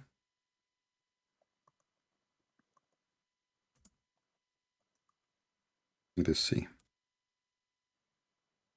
And even if Aisha was not there, Aisha, maybe she is reporting what she heard from the previous wife or from the previous people. Or Muhammad, he says to her, here we go. And this is a proof that Aisha, actually, she was next to him in the bed. Let us see what the hadith says. Let me show you.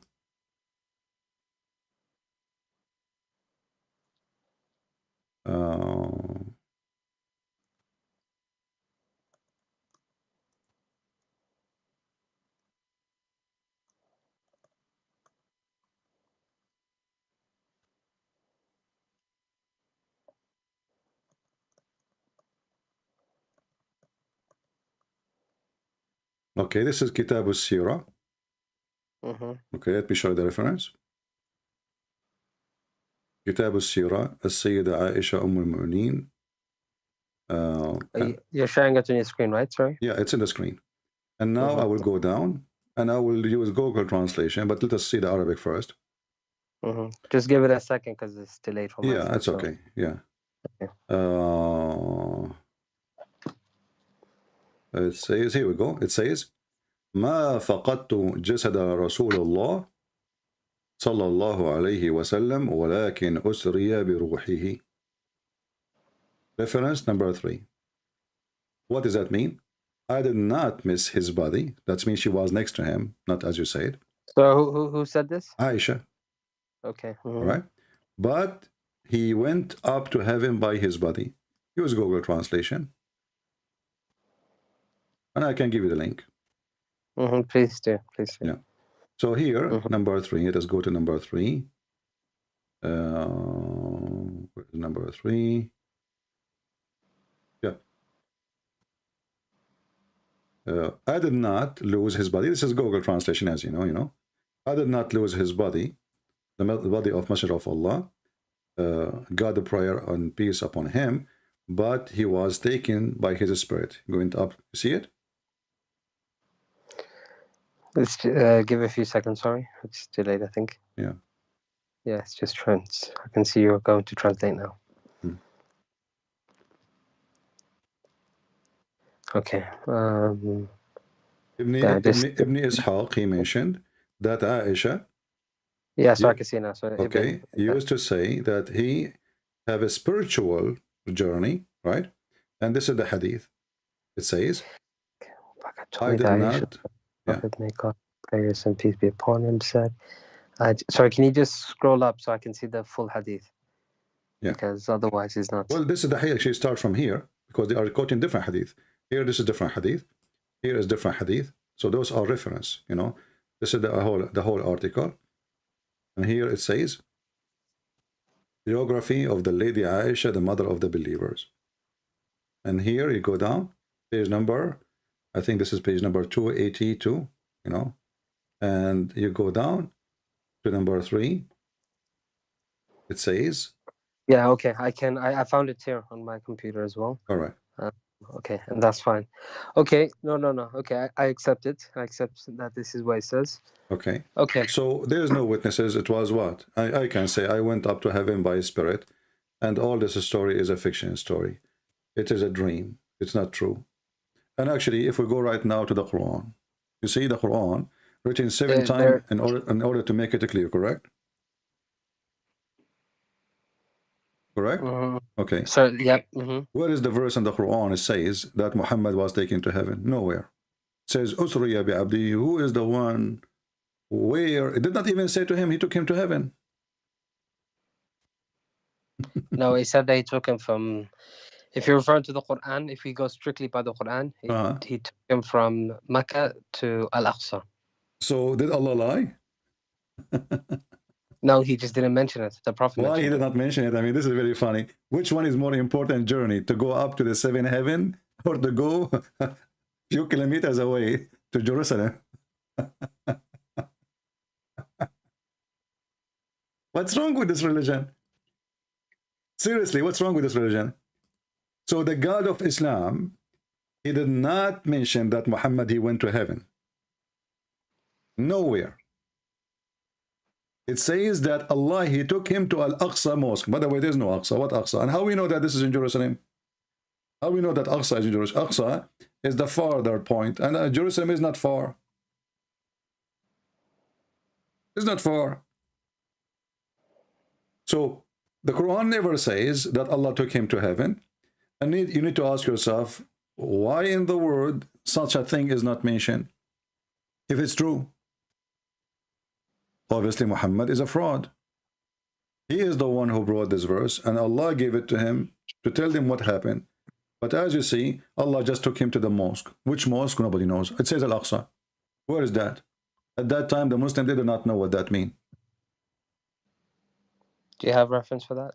It's in front of you. It says Al-Aqsa. What Al-Aqsa? There's no Aqsa. At that time, the ground was occupied by the Roman. There was a mosque, it's called Al-Aqsa in the time of the Roman.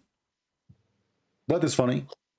No, but look, you see, it's not the mosque. It's like the sacred area, like how My Makkah friend, no, it is. says You see what I'm Al-Masjid. saying? It says Al-Masjid. Al-Masjid is a mosque. Mm. Yeah, it doesn't Yeah, say, you're right, you're yeah, right. it's not Yeah. say a holy ground. Or so, it says, you know, a mosque. So, so as you see, even Allah did not witness that Muhammad, he went to seventh heaven.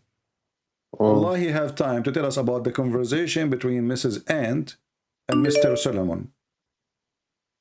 When the ant, she saw Solomon, she told her friend, run, run, Mr. Please run, because Solomon, his army is coming. So Allah have time to tell us about the ant conversation with the ants, but he don't have time to tell us what happened in this heaven in the Quran.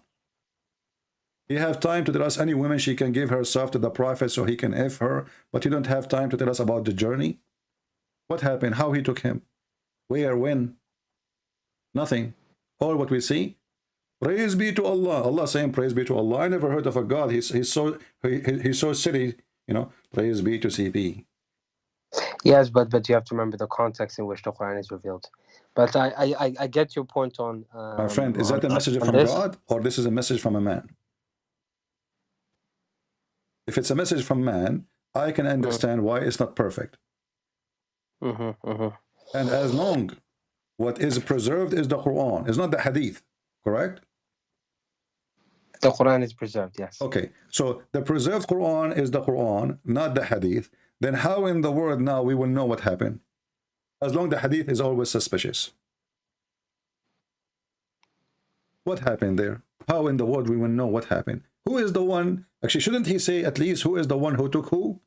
Who took who? What do you mean by who took who? Who took this? Who is this guy? You know, it doesn't say even Allah. It says glory, but doesn't say Allah. Subhanalladhi asra. Okay, glory to the one who took his servant. Who is the one who took his servant? And who is the servant?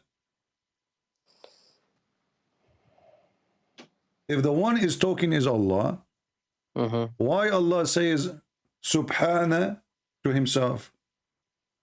You Muslim, you say how Jesus, he prayed to the Father, correct? Yep. But he is praying to the Father, he the Son, the Father. Makes sense. Here, Allah is saying Subhana. Subhana is not a glory, by the way. Subhana is a praise be, you know. Yeah, it's praise. Okay. You're right. So Subhana is a praise be to who? If Allah is talking, He's talking to himself. that's weird.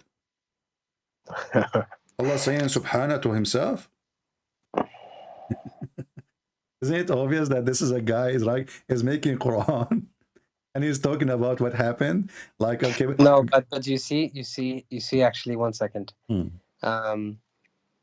But as God is revealing it to Muhammad through him, so Muhammad becomes the mouthpiece. So as Muhammad is saying it, it makes sense. No. But it does, because otherwise, how can God say through Muhammad saying? You see, if the one is revealing it, the one is revealing it, is Allah saying to him, say, pray like this, then it makes sense. But if Allah still is the one is talking, that will not make sense. The one who is talking is still Allah. So, sir, what do you mean? Can you give me an example? How would you have written it? Okay, in the Quran itself, we have many times where the Quran says say, correct? Say. Okay. Yeah. So say, that makes sense because he is saying to him, say, glory to Allah. That's wonderful. But when Allah, he don't say, he is the one is talking and he is not asking you to say, even though you are going to say it, correct?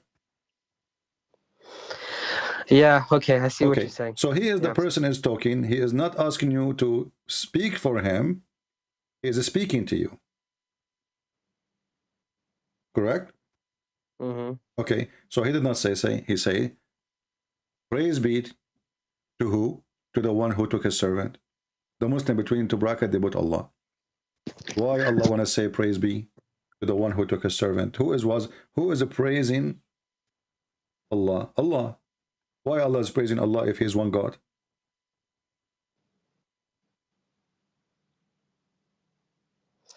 Okay, I'm gonna note this down as well.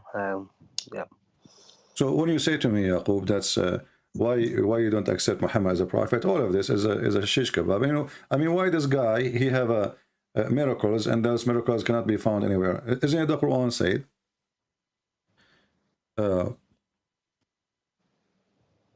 That's Muhammad. We refrain from sending miracle to him. So, but this is a miracle. He refrained or not? And if we go and check the order of the verses, we will see they don't match. Because just to show you the madness, Yaqub, I want to focus with me a second. Here it says,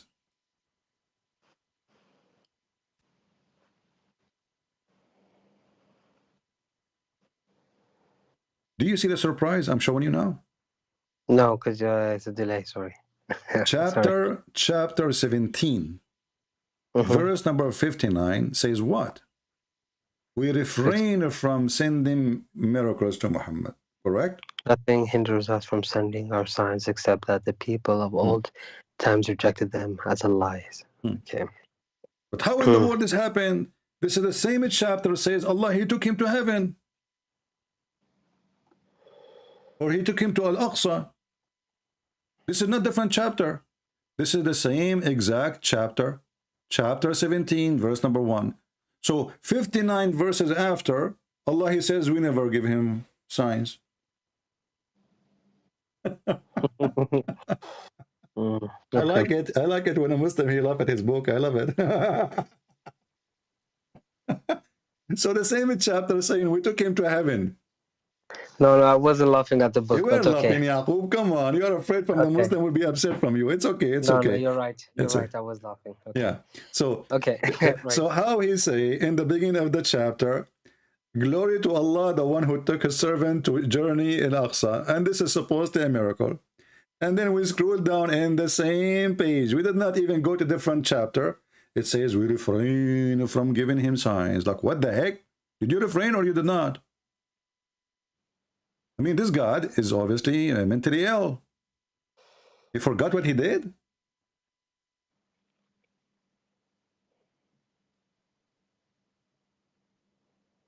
Okay.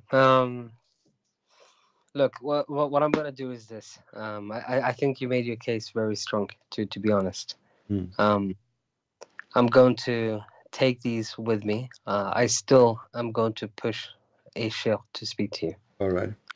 But because this has to happen. Yeah, well, the sheikhs are not going to come because they knew the destiny, my friend. They will lose. And they will say to you, nothing refrain us from debating Christian prince, except the former generation did not believe in our debate. What an excuse. Well, the Christian, they believe in the miracle of Jesus. They believe in the miracle of Moses. And this is a false excuse of a false Abdul. As simple as that. And you know, when you say to me, you have a strong argument, I say to you, no, my friend, I don't have a strong argument. You have a weak prophet. Okay. All right, Yaqub. It was nice talking to you, my friend. You're a nice person. You're always welcome to join us. And I hope next time you will be here. You will bring us some shakes so we can shake the world around. All right? Okay. Just a question. Sorry. What time do you come on? I come every Friday and Sunday. This is a fixed date at 10:30 a.m. New York time. New York time. Take note. 10:30 a.m. Friday and Sunday. This is fixed date, but doesn't mean I don't go during the week. You know, sometimes even I go every day. But Friday and Sunday is a fixed time. Okay. If I find a sheikh, I will give you a call. But I will try my very best to find one to speak to you. All right, my friend. Thank you, Yaqub. Thank you Thank you very much. Thank you. I appreciate it. All right. We have a Muslim trying to call. Let us see this Abdul.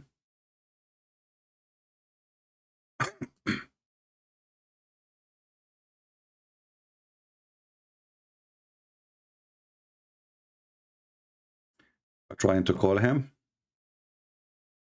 Let us hope he will answer. Hello?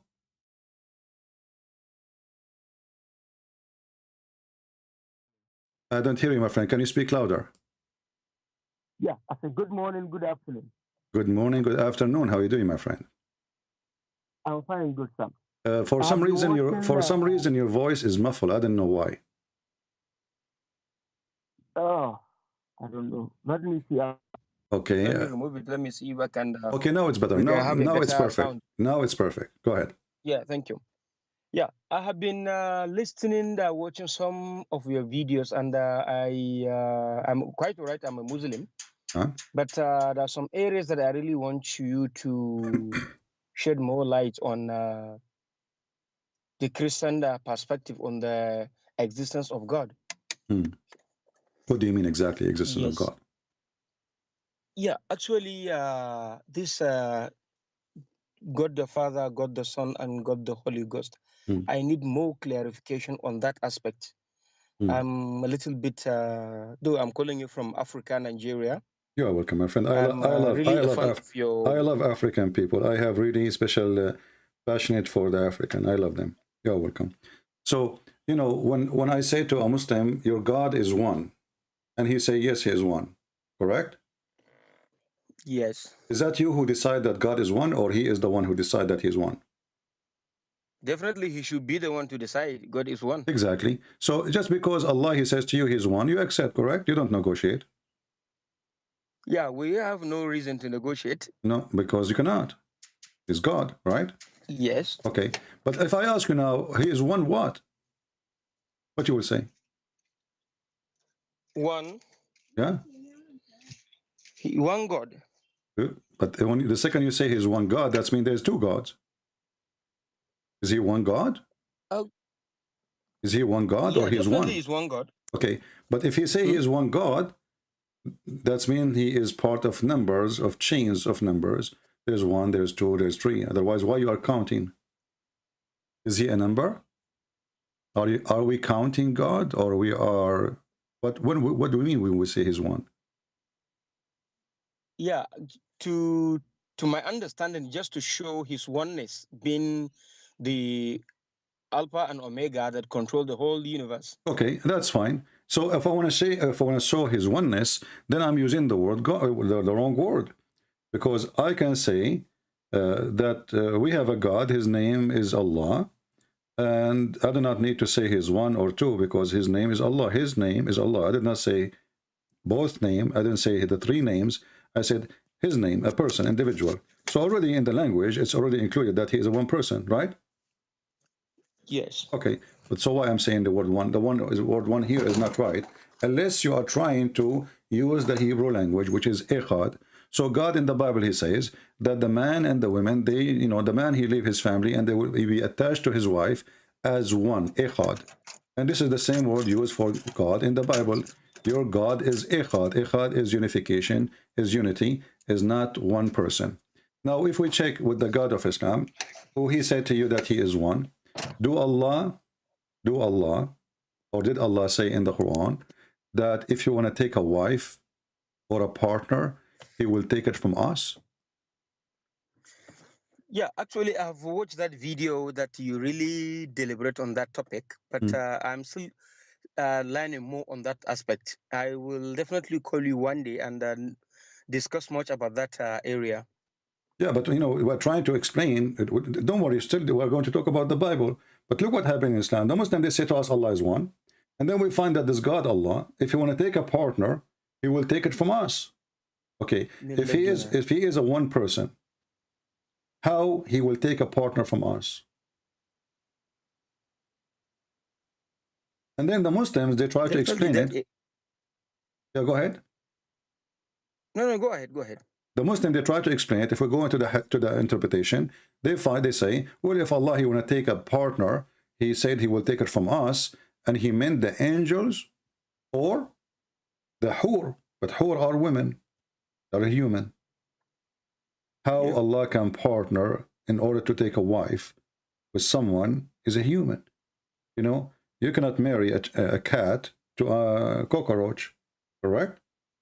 They have to be from the same kind. Definitely. Okay, so yeah, they definitely have from the same. Exactly. Yeah. That means Allah is a man, because he choose, if you want to take a partner as a wife, that will be from the black-eyed hur. But the black-eyed hur is made for Muslim men to sleep with them, correct? Yeah. So for Allah to be a partner for this hur, he have to be a male like you. Definitely. That's mean Allah is just a man.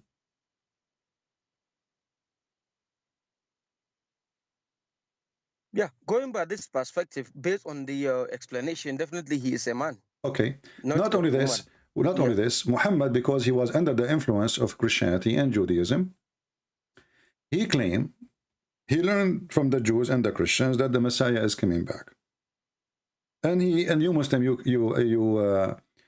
believe in the false Messiah, Ad-Dajjal, right? Al-Masih Ad-Dajjal. Correct? Yeah. Okay. Al-Masih Ad-Dajjal, according to Muhammad, is a person who looked exactly like Allah. Is that correct? I have no idea on that aspect. Well, this is the hadith in front of me, Sunan Ibn Dawood. The Prophet of Allah, he says, I have told you so much about the Dajjal. Between two brackets, the Antichrist. The Muslims don't believe in Antichrist. They believe in the false Messiah. He can do miracles. He can even cut a human being to pieces and put him together. That I am afraid that you may not understand. The Antichrist is short, hinted, woolly-haired, one-eyed, and eyesightless, neither protruding nor deep-seated. If you are confused about him, know that your Lord is not one-eyed. So what this hadith is saying, Muhammad is afraid that the Muslim, they will think that the false Messiah is the same as Allah. He's trying to warn them that there is a difference between the false Messiah and your Lord. What is the difference? The eye. One eye of this false Messiah is damaged. So when you see somebody, By who? we don't know. He is damaged. That's it. Maybe he is this way. He's made this way. So you should know. You should know that if you are confused about him, if you are what? Confused, know that your Lord is not one-eyed. So Muhammad is saying to the Muslims, you might be confused and think that this guy is Allah. Why? Because he looks exactly like Allah. They look alike. They look alike. This hadith should be, to make it more accurate actually, he should say, because remember, the guy, he is coming as a false Messiah, correct? Yeah. Okay, so Muhammad should tell them, well, you should know that the true Messiah looked like that, right? Correct? Correct. Because this guy, he's claiming to be the Messiah, but he's a false Messiah. So why Muhammad saying you should know? So why Muhammad saying to him, you should know that your Lord is not one-eyed, unless Muhammad, he worshipped Jesus. And the Lord here is Jesus. Because the person who is coming, this false Dajjal, he is claiming to be Jesus. He is not claiming to be Allah. That's why his name to be Jesus. Yeah. Yeah. So this is why they call him Al-Masih Ad-Dajjal, the Messiah, the liar. So he is a false Messiah. So he is claiming to be the Messiah. So why Muhammad, he is saying, you should know that your Lord is not one-eyed. Your Lord here must be Jesus. And this is mean that in a certain point, Muhammad, he believed that Jesus is God. Otherwise, if he is talking about Allah, not Jesus, that means Allah look like Jesus too. Because remember, the false Messiah is a man. Correct? Yes. Okay. So why Muhammad is worried that the Muslim, they might think that this false Messiah is Allah? And how we can recognize the difference between them? Just one eye.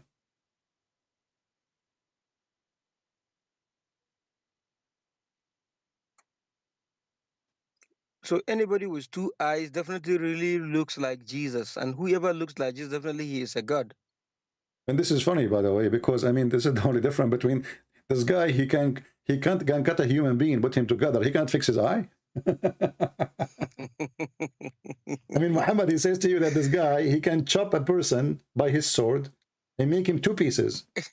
You know, he can make him shish kebab and he can put him together. So this guy, he's a creator, obviously. Then, you know, so how come he cannot fix? He can go to a surgery, like in Thailand, they change your gender. You know, they install a new ass for you if you like to have a big ass. So this guy, he can go to Thailand, he can get a new eye, and here we go, we will not know that he is the Dajjal. What does that mean? I mean, this is a stupid statement, but here you notice how Islam is a very confusing cult, and you don't have a God, my friend. He's one. Actually, that is why I really call you. I really want to have some clarification about the Jesus Christ, the miracles and his being. as a Lord and Savior to the Christians. I just want to have more information and more light on what it is. My friend, Christ, look at the name of Christ. Do you know what Christ present when we say Christ? Why? You see, if you go in the Quran, I don't know if you know little Arabic or not, it says Al-Masih. Yeah, actually, I'm from Africa. I don't have much knowledge about Arabic. My it's friend, only doesn't matter. little bit. I am a black, blonde, African, American from Japan. Still, I speak Arabic. Listen carefully. You can learn language. Listen, the Quran says Al-Masih. Al, in the language today, mean the.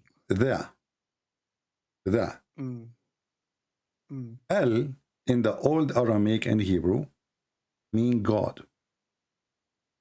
You will notice not even one time the Masih is mentioned as Masih. He is Al-Masih always. Al we add it before a name only if it is godly name or nothing like it. There's only one person, one individual. Okay. So the Muslim, they say Allah, right? Yeah. Okay, Al-Masih. Why you don't say Al-Muhammad? Because there's many Muhammad. But there's only one Messiah. And why there's only one Messiah? Why Muhammad is not the Messiah? Why Muhammad is not the one who come at the end of the time to finish everything? Why the shaitan, when he see Muhammad, did not dissolve as when he see Jesus, as Muhammad said? When shaitan he see Jesus, the Messiah, he will dissolve as salt dissolve in water. What do you think about that, my friend? I don't know what's your name. What's your name? Can I say your name? Yeah, of course. My name is Abdul. Abdullahi. The very common name you normally mock. Yeah, Abdul, exactly. I'm not mocking, by the way. This, what is your name? You know, you must have already funny. I love speaking to you, Christopher. This is my first time to talk to you, and I'm very happy to hear and listen to you. Yeah. Definitely, we keep on talking, and I'll keep on making my personal research, and I'll be calling you at your own time, so that it shed more light on what my the way to go in these religious discussions. Yeah, but my friend, the purpose of our conversation is not the conversation. The purpose is to understand and to help you. So I understand, yes. Yeah. So I want you to help to focus with me. Why Shaitan, when he see Jesus, he will dissolve as a salt dissolve in water? I'm trying just to find the hadith. To my understanding, because he is scared about seeing him, because he's a kind of a very strong, powerful being to him. So why Muhammad, Shaitan, he come to him, Shaitan, he jump in his shoulders, Shaitan, he command him, Shaitan don't dissolve when he see him. How come Shaitan don't dissolve when he see Allah? But when he see Jesus, and this is the hadith in front of you, and this is Sahih, it says here at the end of the hadith, that when the Messiah come to this earth, the evil one, the Shaitan, when he see him, then he would dissolve completely. He would dissolve. Like what? Like salt dissolve in water. This is the power of Jesus. So if Jesus is just a man, as the Muslims they say, and Jesus is just a messenger, well, Jesus, he can do what nobody can do, to the point he do not even need to do anything to Satan. Satan, he see him, he dissolve like salt in water. What kind of power we are talking about? Definitely, it should be a supernatural power. There must be divine power. Right? Yeah, supernatural. Because remember, Satan is very powerful too, right? Satan is very powerful. And Muhammad, he described even what this Antichrist would do. Like he can he can hit the ground and make it gold, turn it into gold. He can order the dirt, and the dirt will open wide, and gold and jewel will come. This is what Muhammad said about the Dajjal. The Messiah, his present is too holy to the point when Satan, he see him, he dissolve like salt in water. So my friend Abdullah, how in the world you follow such a man like Muhammad, who is filthy, fornicator, child molester, thief, criminal, fabricator of Quran, who make verses saying any woman, she can give herself to the prophet. And obviously this has nothing to do with God. How someone like you, coming from a good family, accept someone to be his prophet like Muhammad, and forsaking the holy Messiah, who, as you see, Satan, when he see him, he dissolve in water. That is the reason for me to call you, so that I need more clarification on the Jesus Christ. What more clarification you want, Abdullah? Come on. I mean, look at this. This is your prophet witnessing to Jesus. The only information, Christian Prince, the only information we get as a young Muslims as we are growing, that Jesus didn't die on a cross, he's a messenger of God. That's the only information we get. I will tell you a story. This has happened to me. I was sitting with two Muslims, two Egyptian Muslims, you know. One of them is an old man, older, and the other one is younger, like, you know, he's younger than the other one. The younger one, he knew that I am an Arab and I am a Christian, and that will hurt the Muslim feeling. How in the world this guy is an Arab and he is not a Muslim? So he said, you know, I have a question to you about Christianity. The older guy, he said to him, don't go there. The guy, he said, why not? Why not? You know, I said to him, it's okay, it's okay. The older man, he told him, trust me, don't go there, because he spoke to me before about religion. So he knew. The younger one, he insists. So he said to me, if your God is the Father and he have a son, his name is Jesus, how come the Father did not save his son when he was on the cross?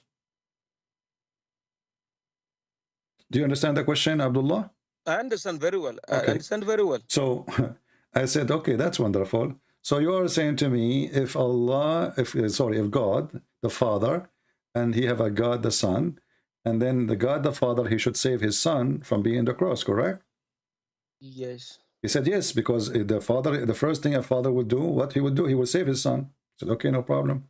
But that's mean that Jesus must be the Son of God. He said, why? He said, because in Islam, his father saved him. So if we follow your logic, Jesus is the Son of God in Islam, but not in Christianity. So the Muslims, they have a very awkward understanding of the crucifixion of Jesus, and they try to manipulate the story to make it fit with their propaganda and their religion. But the second they start asking questions, supposedly it is serious a question, they find that they are demolishing their cult. So my friend Abdullah, you don't have a religion. Muhammad is not a prophet. Allah is not God. The God who did not know how the baby is created cannot be God. The God who threatened Christian Prince, if you don't believe in me, believe in Muhammad, I'm going to erase your face. And nothing happened. Not a single Christian, his face is lost. Not a single Christian, he lost his eyes. The one who promised them that I will make your face in the back of your head, and I will erase your mouth, your eyebrows, your eyes, everything will go. And then the Christians, they woke up in the morning, and they are until now waiting.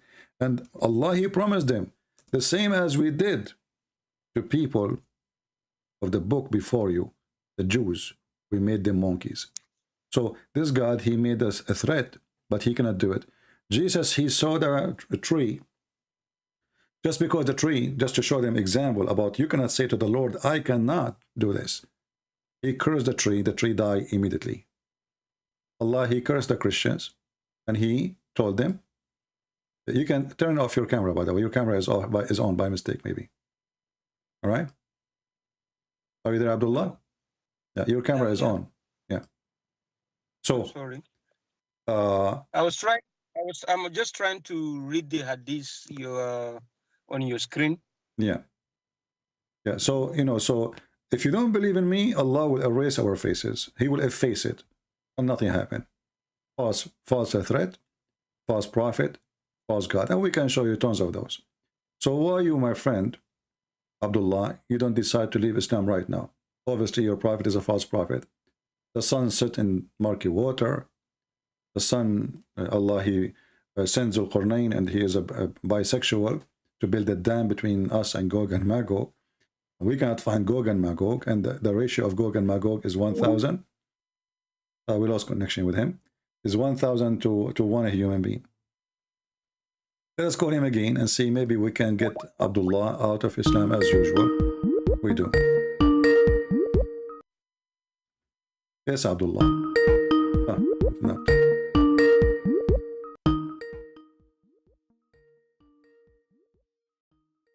But maybe he lost his connection, I'm not sure. I'm trying to call again.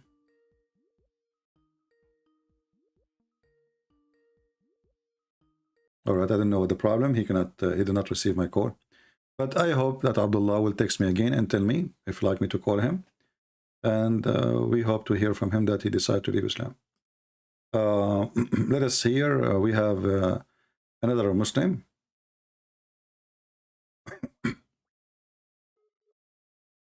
Trying to call another Muslim.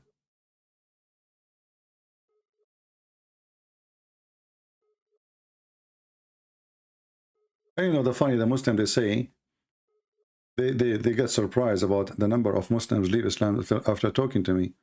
It's not me who is making you leave Islam. It's just a stupid religion. What is this? How this can be even from God for a second? This guy is not answering it. Let's see different Abdul. If you are Abdul, you like to talk to me, please text me and I will call you.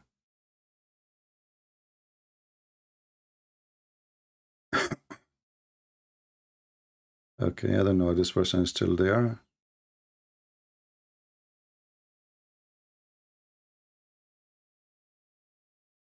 You know, the problem is Muslims, they start calling. The second they see somebody talking, they start call. All of them, they call.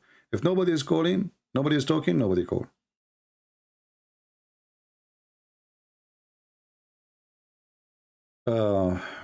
Islam is a very, very stupid cult. And the idea of it is very simple to understand. There's a God. If you believe in him, he will make your penis endless. And he will give you a lot of vagina. And this God is very sexual. However, this God, he promised you banana.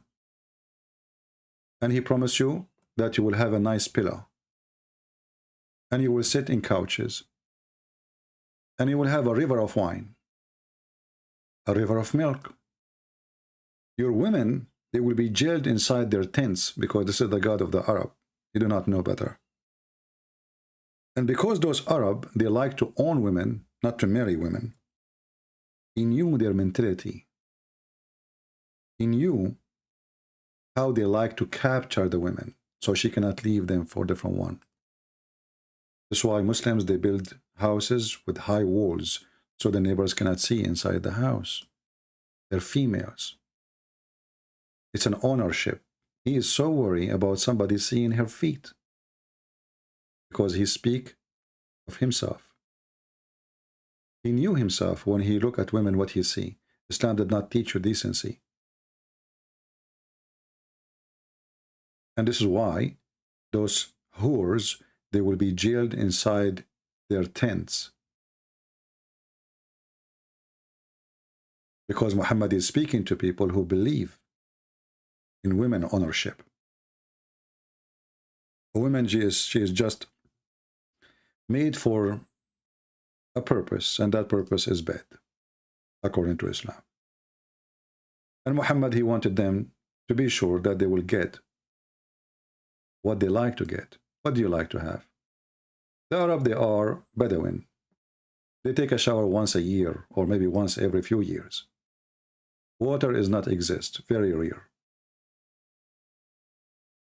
So what we can promise them? Grass. Green grass. If the followers of Muhammad is people who live in Netherlands, that promise will be weird. Those people, they like to have sun, or if they live in Norway.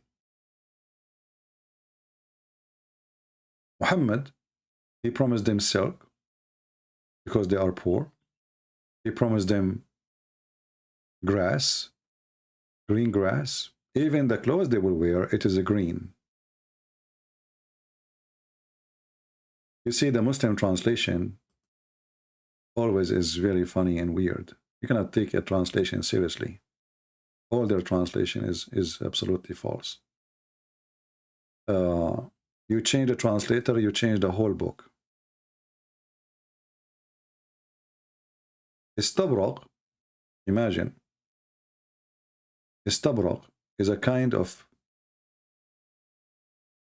fabric made in Iran. At that time, Iran was a pagan, supposedly. They believe they worship the fire, and they are not pagan Muslims yet. So why Allah want to buy, or why Allah want to take their maid and import to heaven? So he promised the Muslims Gucci. This is a fancy silk, very well known in Iran. So he was trying to tempt them as any satanic cult do. Women, sex, gold, silver. In this penis, your orgasm will be 70 years. You are from the desert, we will give you green clothes. We are going to make you wear a bracelet, which the Arab, they don't have. You will drink pure water. The Arab, they drink their water even with their animals. All the promises is a promise of people of the desert. Your dishes will be made from silver and crystal. You will have servants. They are little boys. The Arab are lazy. It's not a secret. That's why they are the most less productive nation in this earth. So he promised them that even the grape, you don't need even to go and stand up to grab it. The grape tree is so down to you, to your hand. Just grab it. And he repeat himself again. Silk, green silk, pillow. Have you ever heard of a God? He promised me a pillow, a couch. This is from God. So you notice here that this God, he speak to your sexual desire and your belly. Islam, all of it is focused in the belly and down. There's no love. The women, they will love. You see, God, he created Adam and Eve, not Adam and 1,000 Eve. So why I go back to heaven and I find a lot of women waiting for me? And some people, they think that Muslims believe that you will get there 72 virgins. That is false. 72 virgins is the lowest reward. This is for the bad Muslim. For the one, he will enter heaven at the end, which means the lowest, the bad, the worst Muslim. And we will show you the reference. And Muhammad, he promised them that you will be rich, even richer than many kings. He keep repeating how many kings, they will be more rich. But you ask yourself, what we will do with the richness in heaven where everything for free? What do you mean I will be so rich? Isn't everything there for free? Wrong. In the heaven, money work.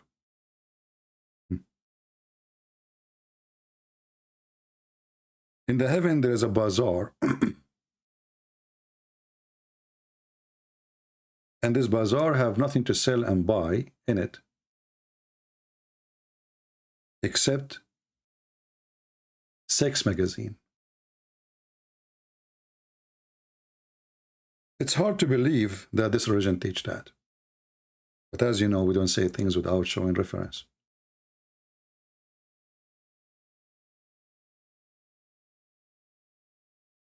Muhammad, he claimed, in the heaven there is a bazaar, there's a market, and this bazaar does not have anything to sell or to buy except images of men and women. And if the man, he like an image, he enter it to have sex with it. And for sure, the Muslim, they will say to you, this is da'if, but da'if still is accepted. And da'if, as Muhammad said, and this is why it is in the book. In the heaven, إن في الجنة لسوق ما فيها شراء ولا بيع. Indeed, Muhammad said, in paradise there is a market, which there is no buying nor selling except images of men and women. So whenever a man he desire the image, he enter it. 6 magazines. And you notice that the one who will enter the images is men. The customers, all of them are men. The one who you would sleep with, it can be men and women. They are images of men and women. In the heaven of Islam, homosexuality is very welcome. So you go to the magazine market, you start flipping the pages, you find, let us say you are a guy, and you find a guy, you like him. He is sexy and you know it. You jump inside the image and you have sex with it. So how in the world we can accept such a cult to be a religion? It's a madness. Let us see this guy he is trying to contact. Give him a chance.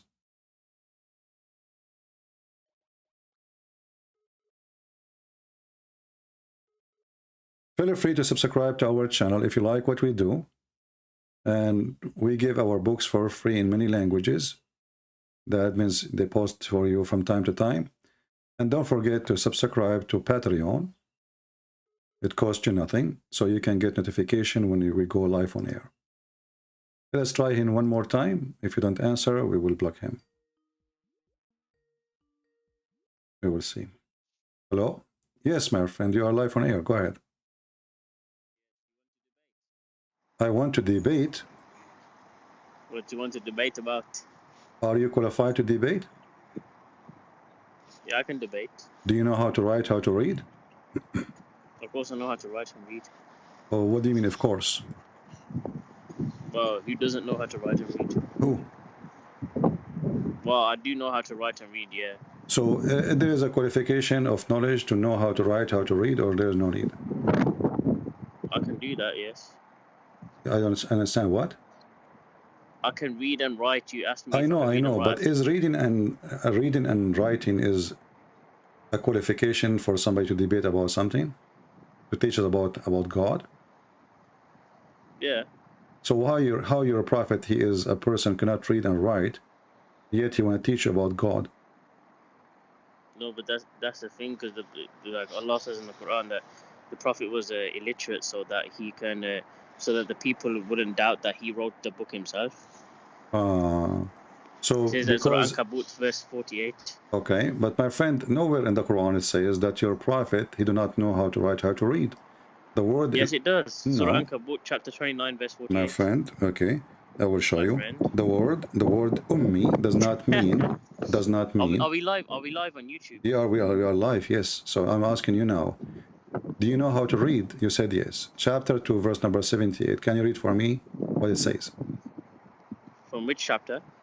Chapter 2, verse number 78. And I don't know what translation like me to show you. Oh, let me pull it up. Hold up. Okay. Verse 78. 1 second.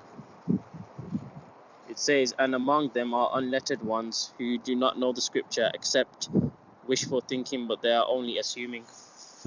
So what is the word ummi mean in Arabic? It means those who do not know the scriptures, not the one who do not know how to read and how to write. That's talking about people in general. It's not talking about the prophet. No, this is what that says. It says to you, it's give you definition. Who is the one who is called illiterate? Is the one who do not know the book. And your prophet, you do not know the book. Do he? He didn't know how to read and write, but he got revelation. Do your prophet knew the book? Of course, the prophet knew the book. He got the revelation. Which book he knew? The Quran. He got the revealed the Quran over a period of 23 years. But the Quran never revealed as a book to him. Revealed verses here, verses there. Verses, yeah, verses, but it was compiled into a book later. Okay, so he did not have a book. This is why the Quran says the people of the book. When we say the people of the book, we say the Christians, right? And the Jews. Yeah. Okay. The Christians and the Jews. Yeah. Okay, but you don't say the people of the book speaking about Islam and the Muslims. No, because that's the people who received the previous revelations. Okay. It's not talking about. Okay. There's a sheikh. He is very well known. He claimed to be a big sheikh. He said that Muhammad was pagan and he was not Abrahamic, and he did not come from the Abrahamic faith. Do you agree with him? Well, no, I don't agree with him. No. Well, his name is Sheikh Uthman. We play actually his video each time we go Sheikh live. Uthman ibn Farouk. Yes. No, that's a lie. He didn't say that. Okay, I want you to hang up and I will play the video for you, and I will call you after 2 minutes or a few seconds. Is that okay? So you can hear it from YouTube. But how am I going to hear it if I hang up? Huh? How can I hear the video if I hang up? Because if you actually, in order to hear the video, the sound will not come to you in Skype, because I have my system. It goes through the headset. So I want you to hang up for a second. I will play the video for you, and you will hear Ibn Farouk saying that Muhammad, he was not Abrahamic and he is not from the Abrahamic faith because Quraysh were pagans. So I will call you after. Be sure that your YouTube is on and the speaker is on. What's your YouTube channel?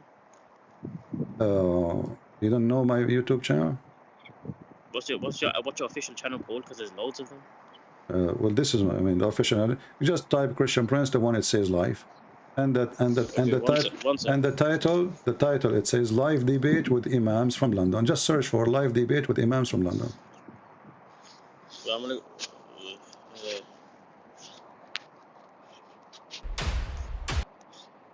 Live debate with imams from London. Yeah. Okay, you see it? Click in it, and put your speaker on. There's no need to hang up then. Put your speaker on, and I will play Sheikh Farouk for you. So shall I cut you off then? No, just stay. Just be sure you can hear YouTube. But I mean, again, he doesn't know who Gabriel is, right? Because he didn't come from an Abrahamic faith. The people of Mecca were pagan. Did you hear it? Hello? Let me play it again. Your prophet did not know who is Gabriel is.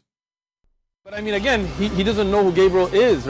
So Muhammad did not know who Gabriel is. He never heard of him. Right? Because he didn't come from an Abrahamic faith. Because he did not come from Abrahamic faith.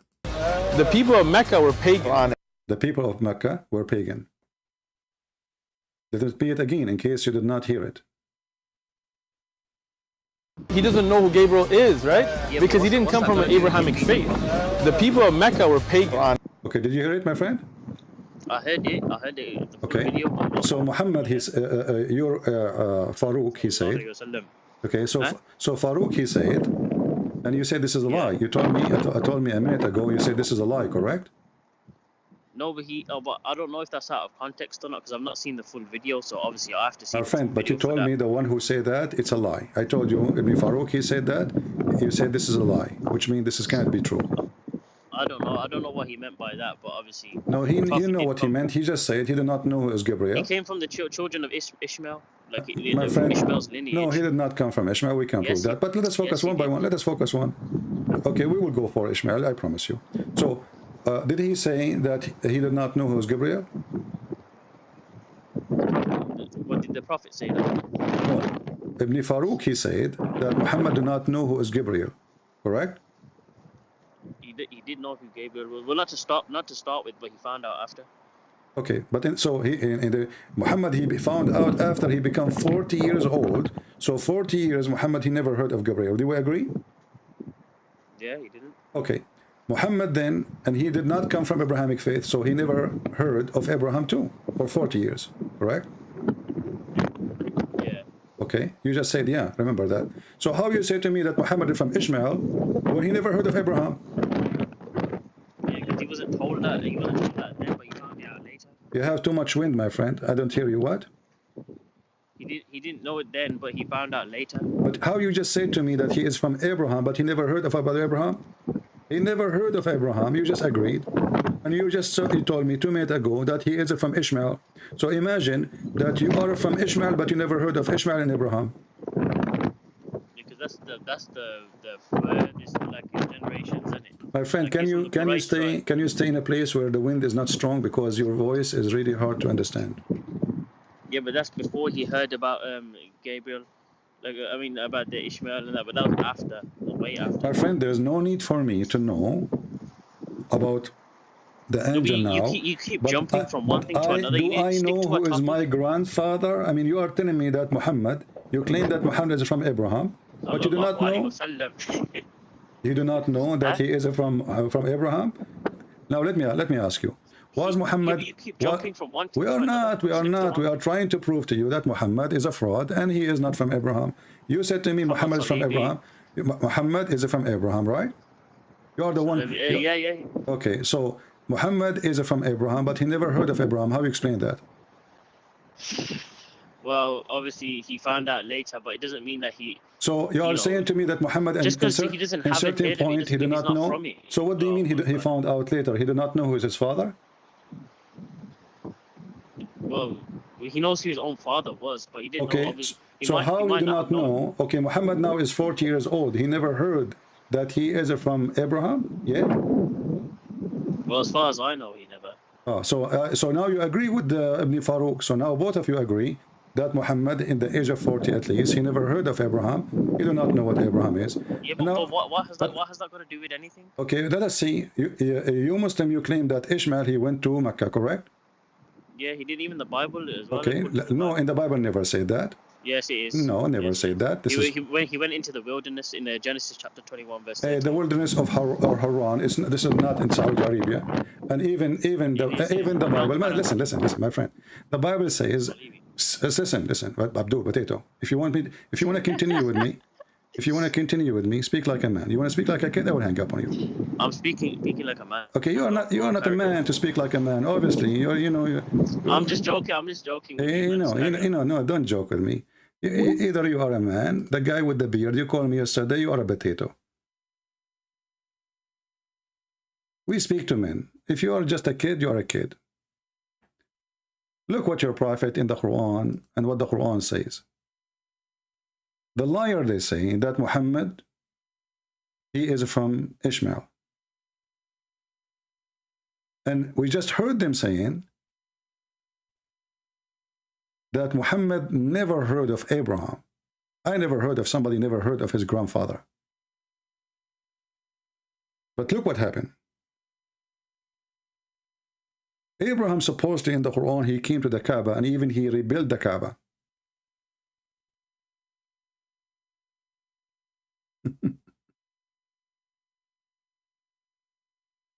Chapter 2, verse number 127. Remember, Abraham and Ishmael raised the foundation of the house. Who? Abraham and Ishmael. So it's clear. They were there. They left up the foundation of the Kaaba. And then the stupid Muhammad, he mentioned in different verse in the Quran that before him nobody came to Mecca. Never. Never. Potato. Liar.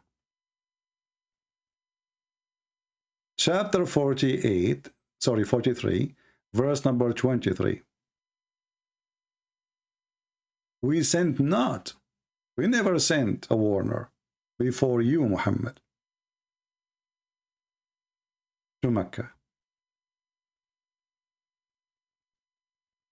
And we never send even scriptures there. Never. If you don't like the translation, we can change it for you. This is Biktal. We can go to different donkey. This is Shakir. And we did not send before you any warner to the town, to Mecca. Never. Different verse. Are we done? No. There's more verses. Read with me the other ones and laugh.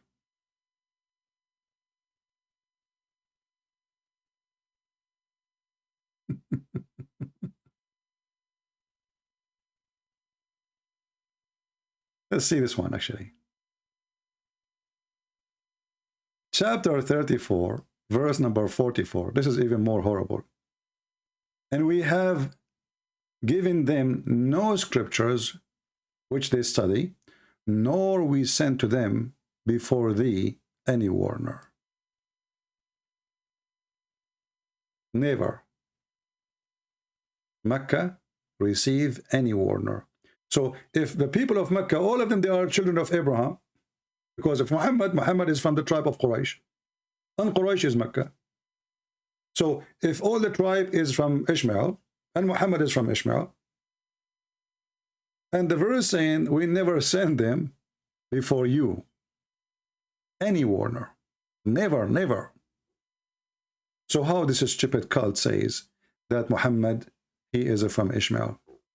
And actually this is what I was going to talk about, because there's a Muslim, Muhammad, and he made a comment. Let me open his comment.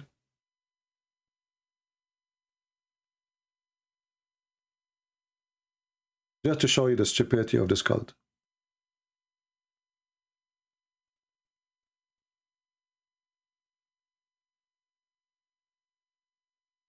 This is a Muhammadan, and this is his comment.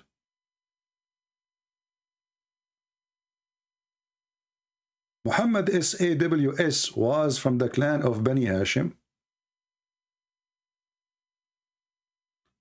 which traced their ancestry through Ishmael, the son of Abraham. Do you see it? If we go, and this is the same Abdul, he's telling me where to find that. Arabian prophet, I said to him, hold on, here, this is my comment. Ishmael is not an Arab. His mother was an Egyptian. His father is an Aramic. Abraham is an Aramic. How the son is an Arab? And the Quran get Muhammad busted by saying, there's no warner came to Mecca before him. Now the Abdul, he gets smarter. So he said to me, well, Moses was also an Egyptian, according to Exodus chapter 2, verse number 16, 22. Abdul, that's mean your prophet is a liar again, because Moses was sent to the people of Israel. So how he is an Egyptian, but yet he is sent to the Hebrew? If they called him Egyptian, that's because he came from Egypt, not because he's an Egyptian. This is what they called him. He did not say, I'm an Egyptian. Then, actually, let us show you more of the comment.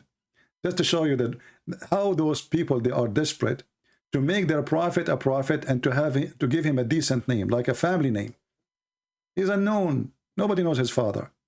Nobody knows his family. So look here. Let me show you this comment here. Let me wait on the screen.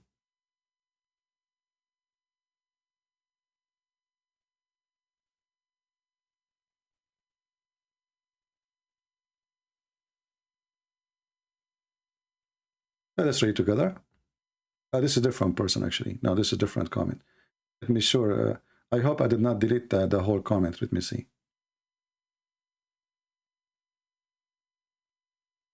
I take screenshots sometime because I know Muslims, they will delete their comment. Maybe I did not have it all here. Let's see. Oh, I have it. Okay, hold on. Here we go. I found it. Because what they do, they make a comment and they hope that I will not notice it. The second they notice that I did read their comment, what they do, they go and delete the comment. Look what this guy, he said. According to the Bible, Moses and his people were Egyptian because they dwelt in Egypt for 430 years. In fact, Moses and his people, the total of the number of years they've been there is almost 200 something years, not 400. 400 is the time of, let us say, going around from places to places. But the slavery time, the time they live inside Egypt, it was about 200 years. People were often labeled with the name of the land which they came. Hajar is not an Egyptian name. The name of old South Arabian, it is referred to region around Bahrain. Just to show you how stupid those Muhammad. And what if I show you right now that you're a prophet? He says clearly that Hajar, the mother of Ishmael, is from Egypt. Let us go. This is why I say, you know, I don't debate Muslims. We get them busted. They lie. They fabricate. They love to, even against their prophet.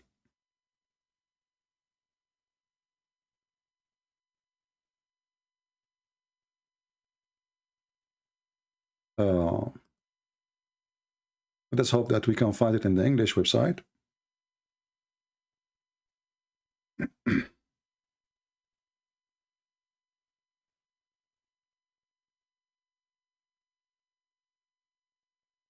Here we go. So remember, he just said in the comment that Hajar is not an Egyptian name, and she is not an Egyptian. She is an Arab. This is what he said. And this is what your prophet said.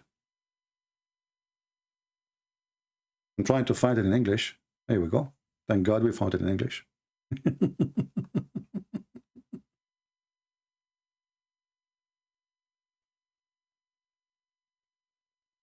Your prophet saying, when you go to Egypt, take care of the Coptic people. Why? Because they are relative to us. Who they are relative? How? Because the mother of Ishmael, she's a Coptic. How we know that? Maybe Christian Prince is lying. Maybe this is not about Ishmael. Let us go and get the fatwa.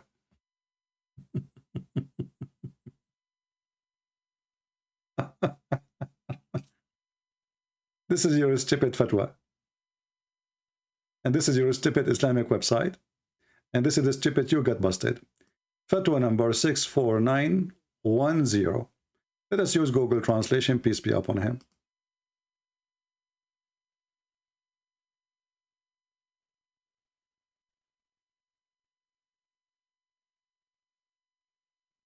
Go down here. He says, the reason he mentioned that because the mother of Ishmael, she was a Coptic. Do you know how to read? The mother of Ibrahim, suppose his son too, and the mother of Ishmael, she is a Coptic. Let us see. And this is Sahih by Al-Albani. And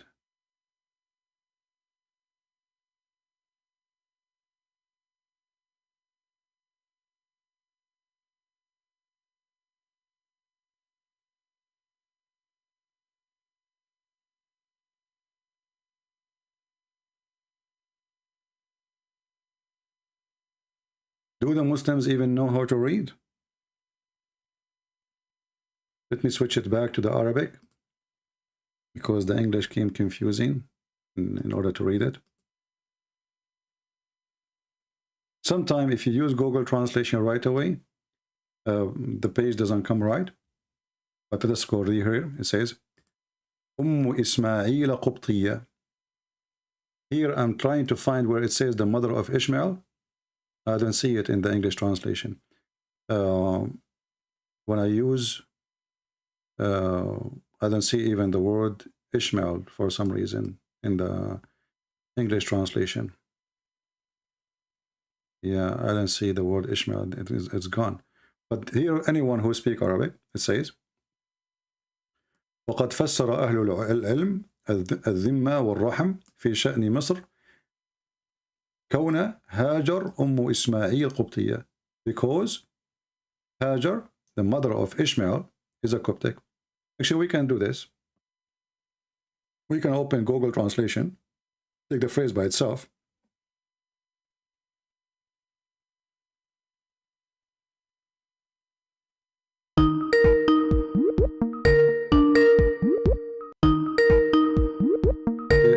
Hold on, my friend. Don't call me right now. I want to open Google Translation.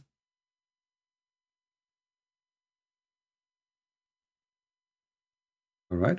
We will copy the text as it is.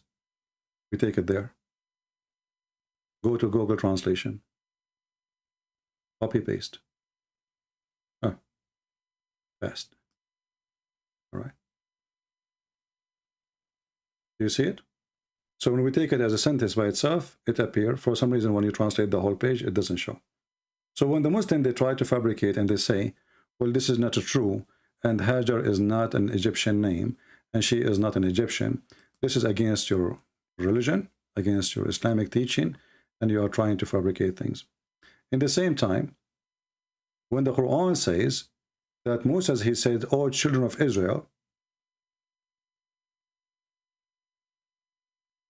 if he was an Egyptian and considered as an Egyptian, and if Ishmael is the son of an Arab woman, as you claim, and then your prophet, he said that she is an Egyptian, and she is a Coptic specifically, not only Egyptian, because Egypt is big, it might be have different ethnic at that time, but there was details about that she was a Coptic specifically.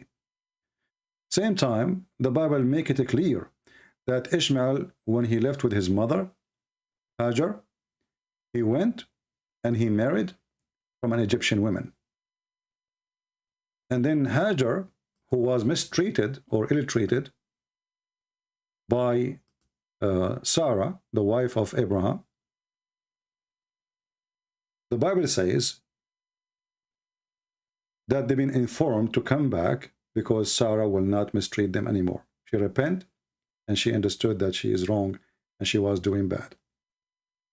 But the Bible confirms where Hajar and Ishmael, their trip was. Let me show you a map.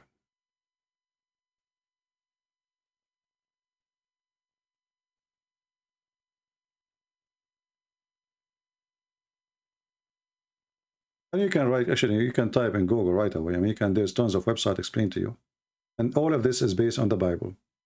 In Genesis 15, 1 to 21, it's telling us at the trip of Abraham at Harbon. And where is that? The map is here. You can see all the names. This is Harbon. This is far away from Saudi Arabia. Here is Sodom and Gomorrah, and this is the Dead Sea. And then here it says, in Genesis 16, 1, 6, as the wife Sarai is bearing, Abraham conceived a child by Hajar, his Egyptian slave girl, but Sarai treat Hajar and like mistreat, she's ill-treat Hajar, and she flees south into the desert. Let us see where. The Bible tells us exactly the details. Here it says, the angel of the Lord met Hajar at the spring in the desert, and this is what Muhammad, he took his story from. He tried to make that spring is Zamzam. But look what it says. It says in the road to shore, or shore. This is the way to shore. This is going the curve around the Mediterranean Sea, far away from Saudi Arabia. You see what is shore? This is a map. This is the map is exists. You like it or not, this is history. So this is the way to shore, and this is where she was going. She did not arrive there in the way, which means if the angel came to her or the news came to her, it came to her here in this area, where we do not know exactly. Which means she did not even go far. This is the Dead Sea in front of us. Let us zoom out.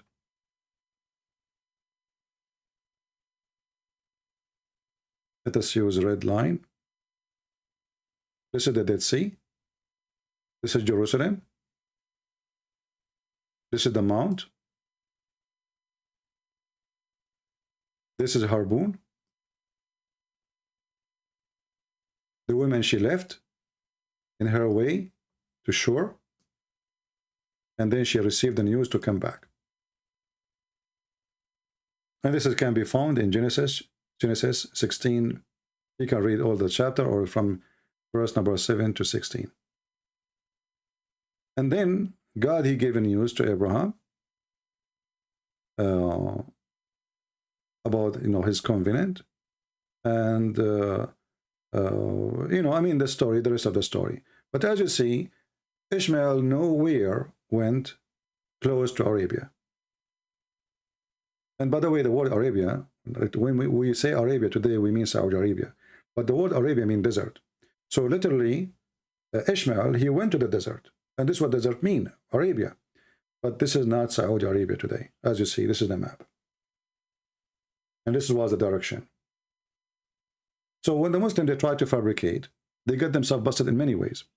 As you see, the Quran itself proved to us that before Muhammad there was zero warner who they came to Mecca from God. So if Abraham, according to Muhammad, he received scriptures, what Abraham received, the Quran confirmed that Abraham received suhuf. Suhuf is mean scriptures. What is the name of the book? Nobody knows, according to Muhammad. You go in the Quran, you will find this. It says, chapter 87, verse number 19, Suhufi Ibrahim wa Musa. The scriptures of Abraham and the scriptures of Moses. And this is the last verse in chapter 87. The books of Abraham and the books of Moses. Books, not book. Books. Abraham had many books. This is what the Quran is saying. Then we go back, we find that the Quran confirmed that nobody came to Mecca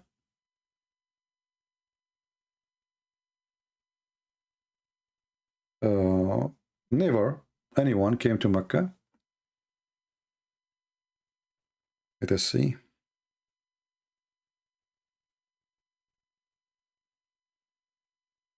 And no books was given to Mecca. Never.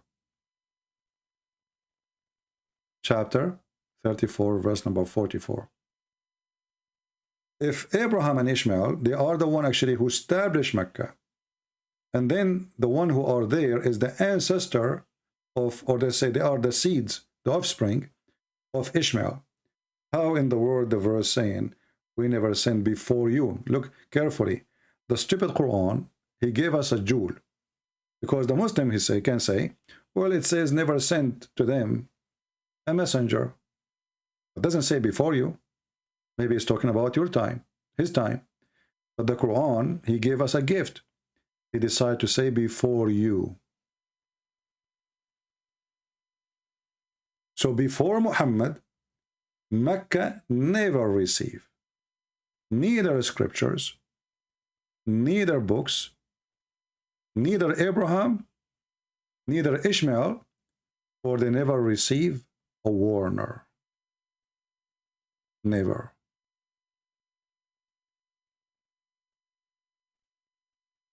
Do you see it? This is how we defeat them from their own books, and this is why they hate it when we quote for them from their books. We have our brother Muhammad Nasif, the one who became a Christian. You remember him? Just a few days ago, he sent me a message. I don't know if you want me to read it. Let me call him for a second.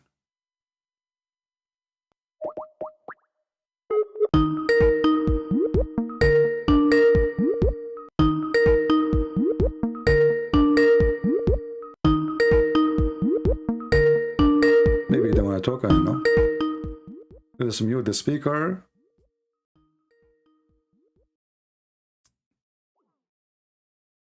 Anyway, he is not answering, so I will let it go. We have another Abdul. Let us see.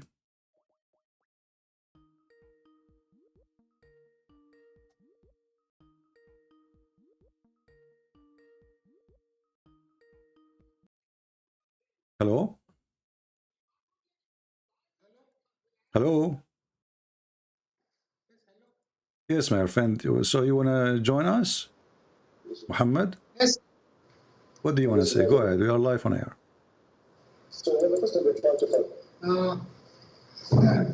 I will just give you the Dawah of Islam. Accept it so that you might get saved. I don't understand. Sorry, again, what? You are asking who? Accept Islam so that you will get saved. Who? You. You text Islam? Accept Islam. Oh, you are asking me to accept Islam? Yes. Okay, what I will get if I accept Islam? You will get salvation. Salvation or virgins? Sex? You will get salvation. Okay, is salvation guaranteed in Islam, or it is based on, you know, luck? Speak a bit louder. My mic's not. My friend, your speaker is not good. Listen, You said to me, you will get salvation, but isn't it your prophet, he said, that Allah, before he created you, he decided what you will do, he decided what you will be, he decided you will become a believer or not, and it doesn't matter what you say or what you do, he decided already, correct? Right. Okay, so why are you asking me to accept Islam if Allah, that's mean Allah don't want me to accept Islam, so your God is stupid. So he sent the Muslim to ask people to accept Islam, but then Allah, before he created us, he decided us, we will not accept Islam. No. What You do are you mean, getting no? it wrong. Okay. You are getting it wrong. Okay, let us see if I'm getting it wrong or not. My friend, Muhammad, let's do you know Islam more than your prophet? I do know a lot of things. Have you No, talked to I'm my asking prophet? you, do you know Islam more than your prophet? Have you talked to my prophet? I'm asking you, do you know Islam more than your prophet? How will you judge? What? How will you judge that how much Islam I know? I don't know how much you know, but I'm asking you, do you know Islam more than your prophet? Do you know how much my prophet knows Islam? Well, isn't it Muhammad is the one, the founder of Islam, so it's going to be funny that you know more than your prophet, do you? Who said Muhammad is the founder of Islam? So who is the founder of Islam? It's since Adam. Since Adam? Adam was a Muslim, right? Yes. Okay. Adam, he committed sin. Did Adam choose to commit sin, or Allah, he made him commit sin? Adam committed sin. So Allah did not force him to commit sin. Allah never forced anyone to. All right. Just to show you that you do not know what you are talking about, can you read for me the hadith and we see in the screen? Which one? 44? This hadith in the front of you on the screen. But I don't trust any hadith. I don't trust you too, because I don't trust Muslims, and I don't trust Muhammad. You are saying to me, because Muslims, they lie, so you don't trust Muslims who wrote this hadith, because Muslims are a bunch of liars. That's what you are saying. Why you don't trust the hadith? I don't know who wrote this. I do not know who wrote the Quran too. Do you know who wrote the Quran? I do not need the Quran to accept. You do not need the Quran? So you do not accept the hadith, you don't need the Quran, so what do you need? You need to accept God to accept Islam. How you know Islam is, how you know about Islam if there's no Quran?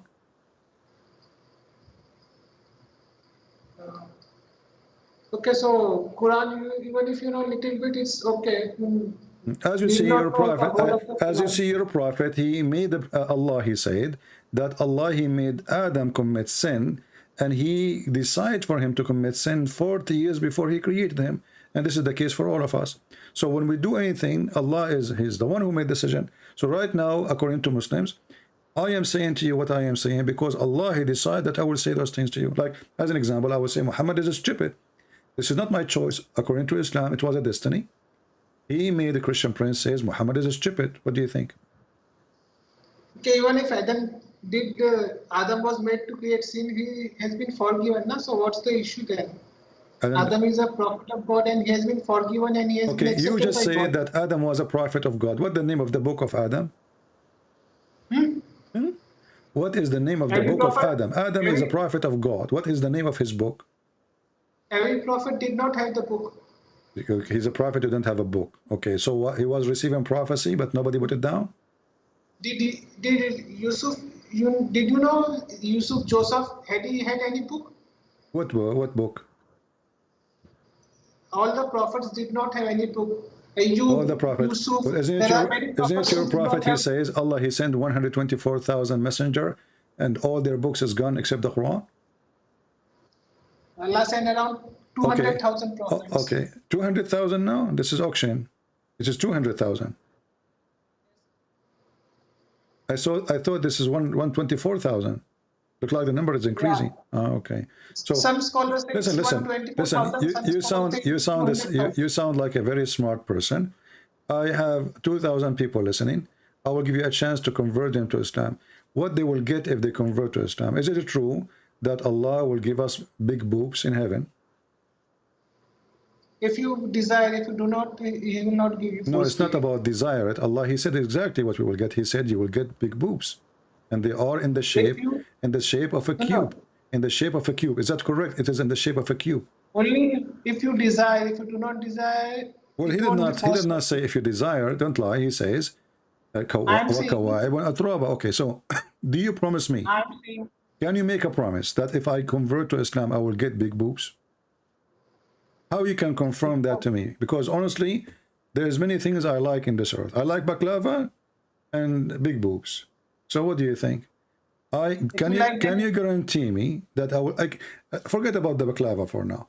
Can you guarantee me that those boobs are going to be in the shape of a cube, as the Quran says in Arabic? And there's no women, by the way. It says a cube. It just says a breast. Where's the women?